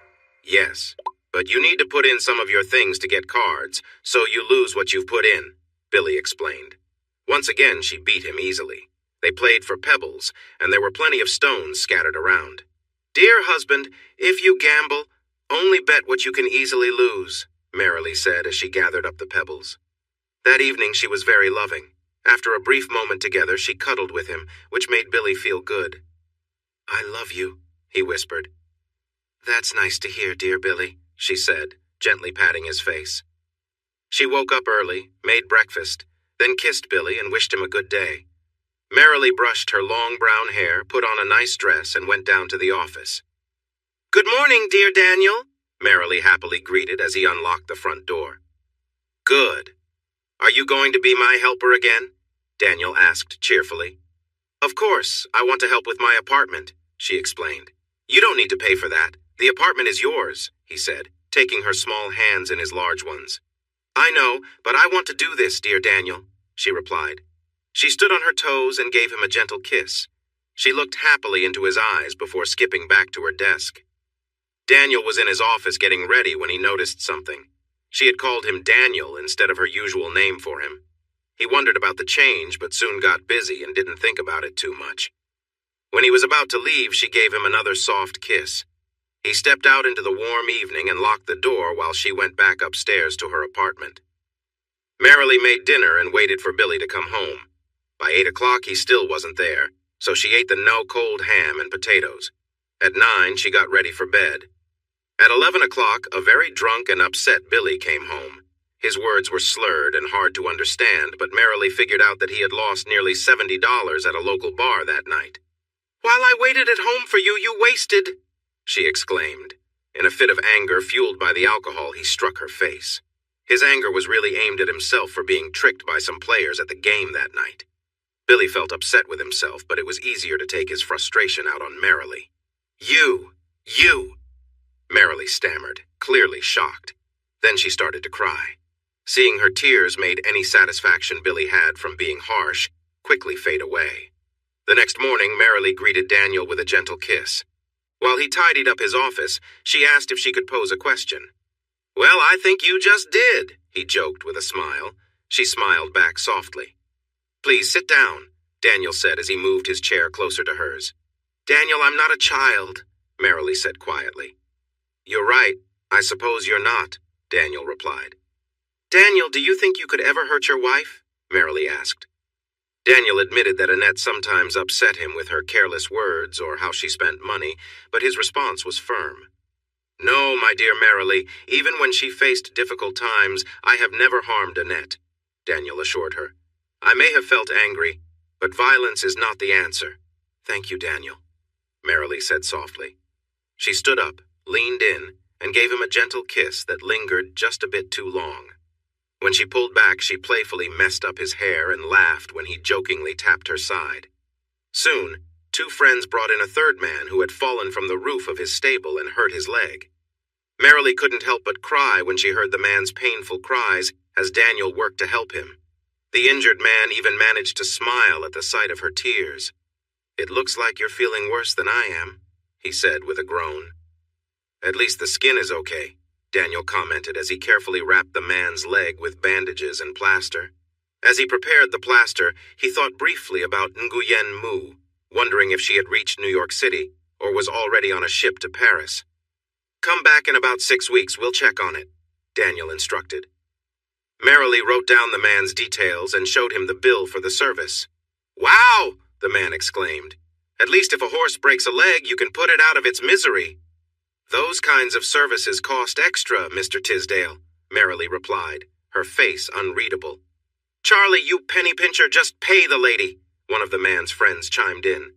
"And don't forget the tooth extraction from May 20th, Marilee continued, flipping back through her records. "You better pay before she flips back even more pages," another friend of Charlie said, chuckling. "Porter, is that you here?" Marilee asked kindly. "Charlie, I'm tempted to break the other leg, you hear?" John Porter laughed as he finished paying his bill. "You don't know me. You've never seen me before," the third man said quickly to Marilee. "No, I haven't seen you before, Mr. Michaels," Marilee agreed. Marilee put the collected money into a heavy box and locked it. With a sturdy bang, she shut the desk drawer and welcomed a young girl who walked into the office. Marilee's Spanish was getting better, and she understood that the girl had a painful wisdom tooth that was breaking through the gum. "Marilee, do you have any money?" Billy shouted as he entered the office. "Yes, I have 70. Oh, wait, I made a mistake. My husband foolishly lost that money," Marilee said, her expression darkening. "Do you have any money or not?" Billy asked sharply. "None," Marilee replied firmly. "What? You mean Dr. Danny doesn't pay you for working here?" Billy yelled. "He pays me. We have a place to live, Billy. Did you forget that?" Marilee retorted. "Now please stop yelling. This is a business." "How much do you need, Billy?" Daniel asked softly. "About $10, Billy replied hopefully. "I can give you 2. Try to manage with that," Daniel said quietly, handing him 2 coins. As soon as her husband left, Marilee retrieved $2 coins from her purse. After the girl left, she stormed into the inner office and pushed the coins into Daniel's hand. "My husband needs to learn to live within our means," she said firmly. "Daniel, my dear, you must not do that again. Do you understand?" He looked at her with a smile. He took the coins and put them in his pocket. "Really? You're telling me what to do?" he asked, amusement clear in his voice. "Yes," she laughed, playfully tapping him on the chest. "Be careful, or I might give you more orders." As evening approached, Daniel wished her a good night. Marilee stood on her toes and gave him a light kiss before heading to their apartment. That evening, she cooked a meal. She took what she had prepared the night before, lit the stove, and warmed it up.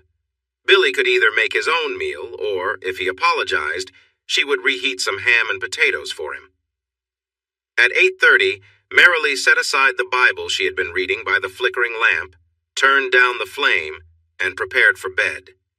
It was close to 11 o'clock when Billy finally arrived in the bedroom. Marilee let out a terrified scream. Her husband wasn't alone. 2 men stood beside him, grinning as they looked at her, still cowering beneath the sheets.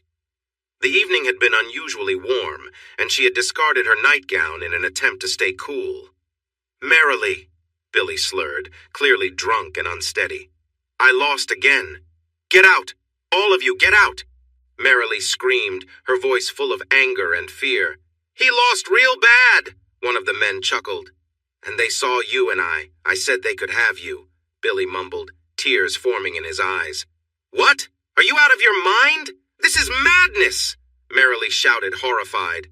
The 2 men snickered, their eyes fixed on her as she sat up in bed. The sheets slipped, exposing her, but she quickly tried to cover herself again. "Clem's going first," said the taller man, pushing the other forward. "Do you not hear me?" Marilee yelled, trying to shield herself with the blankets. But Clem pulled the sheets away and the men leered at her. The other man dragged Billy out of the room, leaving Marilee feeling completely exposed and defenseless. As Clem moved toward the bed, Marilee tried to escape, but he grabbed her and pushed her down. She struggled to break free but couldn't. Overwhelmed and in pain, she fought back with her words. "Is this all you can do?" she spat out, trying to maintain some sense of control. "The least you could do is figure out what you're doing." Clem paid no attention to her words. He finished quickly and, grinning foolishly, left the room. The second man entered, and Marilee braced herself. Despite the horrible situation, she used her sharp tongue to mask her fear. "Your mother must be proud," she hissed. The man responded with a cruel laugh before leaving as well. When the men were gone, Marilee sat up, shaken but defiant. She stormed out of the room, finding Billy outside. Her voice filled with contempt as she said, "You coward." Billy stood there, ashamed and unable to meet her eyes. With a groan, he felt overwhelmed. "You make me sick," Marilee said, glaring at him. She quickly lifted her foot and kicked him. Billy cried out in pain and fell to the floor of their small kitchen. Merrily looked at him and then went to the bedroom, closing the door behind her. The next morning, Merrily saw that Billy had slept on the small couch. She filled a cup with cold water, walked to the sofa, and splashed it on his face. "What? Why did you do that?" Billy mumbled, his head aching from the night before. "I packed my things. I'm moving to Crescent City," she told him. "You can take your things and go to Benhurst Ranch," Merrily added with anger. She grabbed her 3 bags and walked to the stairs leading out of the apartment. At the door, she took one last look at Billy. "Goodbye, Mr. William Jacob Benhurst III, she said with disdain. Daniel walked in just after Merrily had settled in the next room. Seeing his kind face made Merrily break down in tears, something she had held back the evening before. After hearing what she had been through, Daniel insisted she leave with him to Crescent City. She pointed to her bags. "There was never any question of where I would go," she said. In the mayor's office, Will noticed his son's tired look. Billy looked around, checked that they were alone, and sighed. "Spit it out. I'm not going to sit here and play games," Will said sharply. Billy gave a simple story, only admitting to losing some money over the last couple of days. Will listened, his face turning red. "So that $20 advance I gave you yesterday?" he asked angrily. "I had some good cards, just needed a couple more," Billy replied. "What did Merrily say about all this?" Will asked. "She said I need to go back to Benhurst Ranch," Billy mumbled. "Well, what if I told you that you can't go back?" Will replied. "What if I said it's time to grow up?" "Then where am I supposed to go?" Billy asked, confused. "Polly McCall runs that boarding house over on Clare," Will said. Will then called out to Pepe, a young man who often looked for work. Pepe came in holding his cap. "Go to Polly's and see if you can get a room for a month," Will instructed, sliding a few dollars across his desk. "Yes, Mayor," Pepe said, quickly leaving the office. "And stay away from the Golden Nugget," Will warned his son. Will stood up. Billy looked up from his desk. "Where are you going?" Billy asked. "Out," Will replied sharply. "Anywhere but here." He paused at the door to check that his gun was secure in its holster. He usually kept the heavy pistol hidden in his desk drawer. Satisfied, he glanced back at his son. "I'm tired of seeing you, boy," he said. "All those books and classes didn't help much." Pepe caught up with him and told Will that Polly would rent a room for Billy. The rather large woman hadn't told Pepe, but the room would be next to hers. "All right, get your cousin," Will said, handing Pepe some coins. "You both go to Doc Jordanair's and gather Billy's things, okay?" "Yes, Mayor," Pepe agreed and hurried off. "That boy makes me tired just watching him," Will chuckled. That evening, Beulah welcomed Merrily with a warm hug. She had Merrily sit in the kitchen and share her thoughts on marriage. Beulah laughed as Merrily spoke about how disappointing her experience had been. "Men always rush into things, then they rush to finish," Beulah laughed knowingly. As Daniel ate his meal, he admired the lovely Merrily enjoying her dinner. She felt his gaze and looked up, smiling at him. They reached across the table briefly, touching fingers, then went back to eating. Outside their separate rooms, Merrily stood on her toes. Daniel wrapped his arms around her waist and leaned down. They shared a gentle kiss. Then, a bit reluctantly, he let her back down. She pulled her arms from around his neck. "Sleep well, my Merrily," he said. "Sleep well, dear Daniel," she whispered. She touched his face, then turned to open her door. Daniel stayed in the hallway until the door quietly closed. Then he turned and went down the stairs. Inside the Golden Nugget, Clem and Sam were looking through the pockets of some new players. A newcomer, clearly tipsy, wobbled over to the table. He sat down heavily, placing a handful of coins in front of him, then nodded politely and started with a $5 bet. Sam dealt the cards and raised the bet by another $5. The newcomer matched the raise and asked for 2 new cards. After another raise, he called again. The newcomer showed 2 pairs, sixes and knaves. "Woo, thought you had it there, partner," Sam said with a friendly smile as he revealed a full house. "The same hand you had last game," Dr. Jordanair said calmly, now sounding clear-headed. "What?" Clem stammered. "And Clem had the 3 nines he's showing now," Dr. Jordanair added. Clem glanced at Sam for direction. The larger man watched Daniel with a serious look. "What are you saying, friend?" Sam asked. His hand slowly moved towards his side. Clem looked at Sam and then at the new player. I'm saying, may God have mercy on your souls, Daniel said. Daniel's first shot hit Sam just above his right eye. Clem fell back when Daniel's second shot hit his chest. Daniel took only his coins from the table. No one stopped Daniel as he walked to the saloon door. After leaving, Daniel got on his horse and rode calmly to Crescent City. The next morning, Beulah and Merrily tried to make huevos rancheros like the ones served at the Main Street Saloon for breakfast. Daniel thought the saloon's breakfast was better, but he complimented the two women for a good meal. Then he and Merrily rode to Benhurst to start their workday. The third patient of the day told Merrily what had happened to Sam and Clem. The patient had been there the night before and saw everything. Did you really do that for me? Merrily asked, stepping into the inner office. Watch it, Dr. Jordanair yelled. You almost made me lose my focus. Did you? Merrily pressed. How could I? Daniel replied. You saw me go to my room. Unless they were with me, there's no way I could have done that. Sitting at her desk, Merrily felt tears welling up. Daniel had acted when her husband should have. Instead of feeling jealous about her, her husband should have stood up to those two men. The patient came out ready to pay Merrily. Daniel entered the outer office looking upset. Listen, when I'm with a patient, unless I call for you, stay outside, Daniel said sternly. Merrily pulled Daniel down by his tie and gave him a quick kiss, making the men in the outer office chuckle. Just wait until I tell Billy, one man joked. Go ahead, Merrily smiled, her cheeks turning red. The next day, Merrily felt the burden of being a woman. She was relieved. She worried she might be expecting a child from Billy or worse, from Sam or Clem. She carefully placed a piece of gauze on herself and tried to keep a cheerful face as she and Beulah prepared breakfast. As Merrily and Daniel got their office ready for their first patient, William J. Benhurst, Jr. thought about whether to send Pepe to find Billy or just enjoy the quiet morning. There was no peace at home. Norma was still upset with Merrily for being headstrong and leaving so suddenly. He hadn't told Norma that Billy and Merrily were now living apart. The sun was high in the sky when a smiling Billy finally showed up. He had overslept, resting against the large figure of Polly. Polly had a fuller figure, with a round belly and large frame.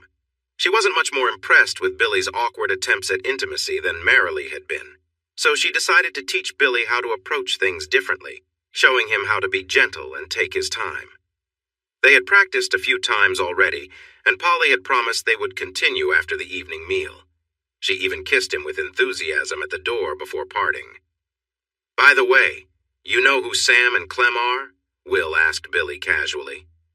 Billy, nervous, replied, Yeah, I know them. Will continued, Seems like they were caught cheating the wrong man last night. One of them had the same hand, 3 kings and 2 queens, too many times for it to be a coincidence. So the sheriff took them in? Billy asked, more interested in whether his money might be returned. However, he was also uneasy, knowing Sam and Clem had been with his wife Merrily with his full permission. He feared they might use that against him later. Will gave Billy a stern look. The undertaker took care of them, he said, leaving no doubt about their fate. Before walking out, Will made a parting comment. Seems Dr. Jordanair did what you should have done instead of losing your dignity at the card table. Billy flushed with anger, but his father's words stayed with him. Meanwhile, Merrily was busy at the office, going through the financial ledgers for the month. Mr. Robertson, the bank manager, had provided a statement for the deposits made while she had been working hard at Benhurst Ranch. Everything adding up? Daniel asked, amused as he watched her concentrate. Merrily smiled, inviting him into the inner office. After a pause, she hesitantly asked, Daniel, have you ever heard of a French kiss? Yes, I have, he answered. Have you ever done it? She asked, faltering slightly. Daniel nodded, smiling. Yes, Merrily. I was married to Annette for a few years. Would you? Could you? Merrily began, but didn't finish. Without hesitation, Daniel playfully pulled her onto his lap. His mustache brushed against her lips, making her squeal with surprise. Unlike Billy's clumsy attempts, Daniel's kiss was gentle and warm, bringing a smile to Merrily's face. It was a kiss filled with feeling, a kiss full of hope. He then gently took her tongue into his mouth and she sighed softly. One of his arms wrapped around her waist while the other glided lightly on her arm. He held her close, his hand resting at her back and the other brushing against her shoulder. "Oh my," was all Merrily could think to say when Daniel finally pulled away.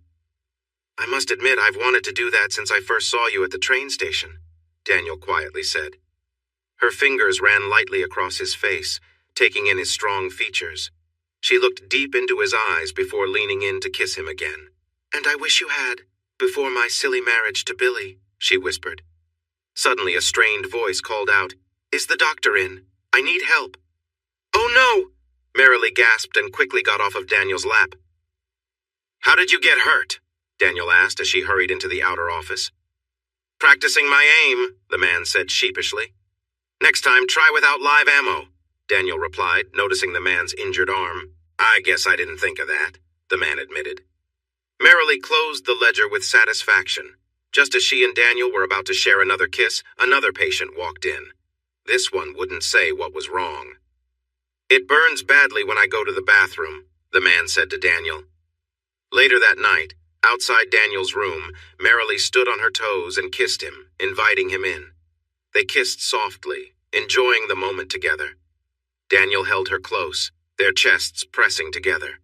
After a moment, she gently pulled away and returned to her own room. That night, she dreamed of being with Daniel. She thought about the differences between her past partners. When she felt ready, Merrily approached Daniel's room again, kissing him with excitement. She paused for a moment and looked into his eyes. "Daniel, I don't want to be alone tonight. Your bed is big enough for both of us," she said softly. She opened the door to his room, stepping inside. His room was rugged and full of character, with a bed, a table, a washing bin, and a wardrobe. A small chair and a bookshelf filled with medical books filled the space. An oil lamp cast a warm light around the room. "Merrily, are you sure about this?" Daniel asked as she started to loosen her gown. At the sight of her, Daniel stopped questioning as he helped her take off her gown and placed it on the chair. Daniel gently embraced Merrily, holding her close as he kissed her with genuine affection. Their connection deepened, and as they kissed, Merrily playfully interrupted him, her happiness evident. "Oh, Daniel," Merrily exclaimed with joy, filled with excitement in the moment. As they shared their warmth, skin to skin, the closeness between them was undeniable. Daniel eased her onto the soft bed, their lips meeting again and again. He tenderly kissed her shoulders and neck, his gentle touch bringing her comfort and joy. Merrily's heart swelled as Daniel's kisses moved lovingly across her body. His touch was caring, and he made her feel cherished. As he kissed her, she sighed in contentment, enjoying every moment of their closeness. Together they found peace in each other's arms, sharing a quiet connection that brought them both comfort. Their time together was filled with mutual care and affection. Later, as they lay resting, Merrily snuggled close to Daniel. "You make the perfect pillow, dear Daniel," she murmured, feeling safe and content beside him. A few months after they had moved to Crescent City, Merrily confided in Daniel, tears in her eyes, that she wasn't feeling well. Daniel, concerned, gently examined her and asked about her symptoms, making sure to take care of her with the same kindness and compassion that had defined their relationship. He smiled and kissed her softly. "Dear Merrily, I think you might be expecting a baby," he told her. When they arrived at Benhurst, Daniel asked Merrily to prepare the office while he went to the telegraph office. He sent a message to his father-in-law in New Orleans, Louisiana. "The Crescent City," the telegraph operator said with a smile. "I spent some summers there when I was younger." "Message for Dr. Daniel Jordanaire," a young boy called as he entered. Daniel read that no one had seen or heard from Annette since he had left her at her father's home. He carefully sealed the telegram in a leather folder and placed it in his desk. He returned to the telegraph office and sent another message to a law office in New Orleans. "I want to start the divorce process right away," he said, and the telegraph operator quickly typed it out. When he stepped outside, he noticed that Merrily had brought both horses and was waiting patiently. "You could have just waited," he said. "I did wait," she replied simply. The lawyers in New Orleans agreed to handle his divorce case. It was not something they dealt with often, but it was not unheard of, especially due to infidelity. He sent the retainer fee along with the expected court costs. "What is this for?" Merrily asked, surprised. For a divorce so I can marry the mother of my child, Daniel explained. Oh, I'm still married too, Marilee exclaimed. While Daniel and Marilee talked about their future, Polly was telling Billy that they had no future together. I have a new guest, Polly said, pulling on her dress. But I love you, Billy protested. I thought I loved you too, until I saw what my new guest has to offer, Polly mentioned. She gently touched Billy's cheek. He was close to tears. Just go back to your wife. She must have forgiven you by now, Polly suggested. She kissed him and walked towards the door. Go on and show her what I've taught you, Polly said as she left. Billy stumbled out of the boarding house and walked to Main Street Saloon. Marissa welcomed him, and soon he was smiling and laughing, his mood lifted by the drinks. When he gave her a few coins and she led him upstairs, he tried to impress her with what Polly had shown him. You're quite good, huh? She giggled. A lawyer in Denver agreed to help Marilee end her marriage to William J. Benhurst III. Marilee felt dizzy at the $20 fee the attorney asked for, but Daniel offered to cover it without hesitation. Billy considered fighting the divorce. Losing someone like Marilee would be embarrassing, especially so soon after they married. After receiving the divorce papers from the lawyer, Billy stormed out of the mayor's office and headed to Dr. Jordan-Air. There will be no divorce, I love you, Billy said firmly, opening the door wide.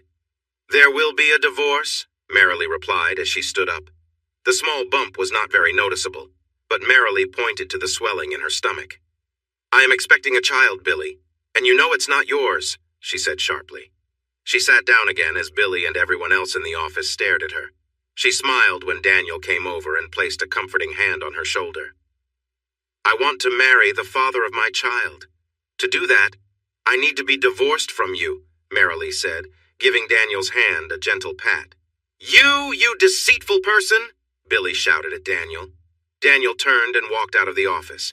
Marilee patted Daniel's hand again and told the next patient it was their turn. Daniel got a small buggy and had a soft pillow placed on the seat to make Marilee comfortable. She frowned when she saw the buggy. But this is not needed, Daniel, she said. I can ride my horse just fine. Remember the other morning when she saw that snake? Daniel reminded her, gently rubbing her belly. Fine as you wish, Marilee said with a sigh and settled onto the pillow. They got comfortable in the seat, and Daniel flicked the reins. Their two horses began pulling the buggy as they headed toward Crescent City. Halfway between the town of Benhurst and Crescent City, Daniel stopped the horses. Billy was standing in the middle of the path, holding a shotgun. You would take another man's wife? Billy shouted, his words slurred. Daniel had his Colt, .45 in its holster. He worried that any sudden movement could make Billy pull the trigger. He couldn't risk harming Marilee or their baby. The loud noise could also frighten their horses. He raised his hands, showing they were empty. Billy frowned at this gesture. Marilee huffed with frustration as her husband swayed unsteadily. Billy had acted similarly the night he had done something terrible to her. Billy, whatever you plan to do with that, Daniel said calmly. Suddenly there was a shot, and Billy looked shocked before he fell to the ground. Marilee held a small, smoking pistol in her hand. Daniel jumped down from the wagon and went over to the groaning Billy. He noticed the red mark forming on his shoulder. I meant to hit him in the head, Marilee said as she checked her gun for more bullets. Marilee, put that away. He's hurt, Daniel urged as he lifted Billy into the wagon. You could have killed me, Billy complained as the rocky path jostled him. That was my goal, Marilee said fiercely. Daniel removed the bullet from Billy's shoulder, wrapped the wound with bandages, and sent him on his way. Then Marilee and Will started their journey back home. The next morning, Will and Billy visited Dr. Jordan-Air's office. What's this about you shooting my Billy because he won't give you a divorce? Will asked his daughter-in-law. Marilee explained what really happened and why she had shot his son. Daniel confirmed that Marilee was telling the truth. Miss Marilee, he won't contest the divorce, Will assured her. Boy, go home, your mother needs you, Will said angrily to his frightened son. She needs you a lot more than I need a weak deputy mayor. Epilogue. Their son, Anatole Daniel Jordan-Air, was already walking around and getting into everything before the divorce papers arrived from New Orleans, Louisiana. As Marilee was expecting another child, they waited until their daughter, Emily Anna Jordan-Air, was born before Reverend Dumble married Dr. Daniel Jordan-Air to Marilee Burgess. Norma Benhurst celebrated the return of her only child, ignoring her husband. She spoiled and cared for the young man. Will decided to stay in town since Norma made life at Benhurst Ranch difficult. He also disliked the smug look his son gave him whenever they met. Polly McCall made Will's time at her boarding house enjoyable. Soon after, Polly stopped taking new guests. In 1876, Norma unexpectedly became pregnant. Will knew it couldn't be his child since he hadn't been home in months. One glance at his son's face told him the truth, but he just shrugged. In 1876, Polly gave birth to a boy named David, after her father. Norma had a little girl named Adelaide, after her own mother. Unfortunately, little Adelaide had developmental challenges. Years later, this would be recognized as Down syndrome. In 1878, Norma became pregnant again. Sadly, both she and the baby passed away during childbirth, leaving Billy to care for their daughter alone. In 1899, they began building the Jordan-Air Medical College in Benhurst, Colorado. A steam shovel easily broke through the hard ground. Then work stopped when they found two well-preserved bodies in an underground shaft. The two men were Asian, believed to be in their late 20s or early 30s when they died. No one could identify the bodies of Mu Tai and Ung Sin Dao. The bathhouse workers had long since left Benhurst for San Francisco, California. Even today, those in the library's basement claim to hear hammering and two voices faintly calling for help. Thanks for watching this video.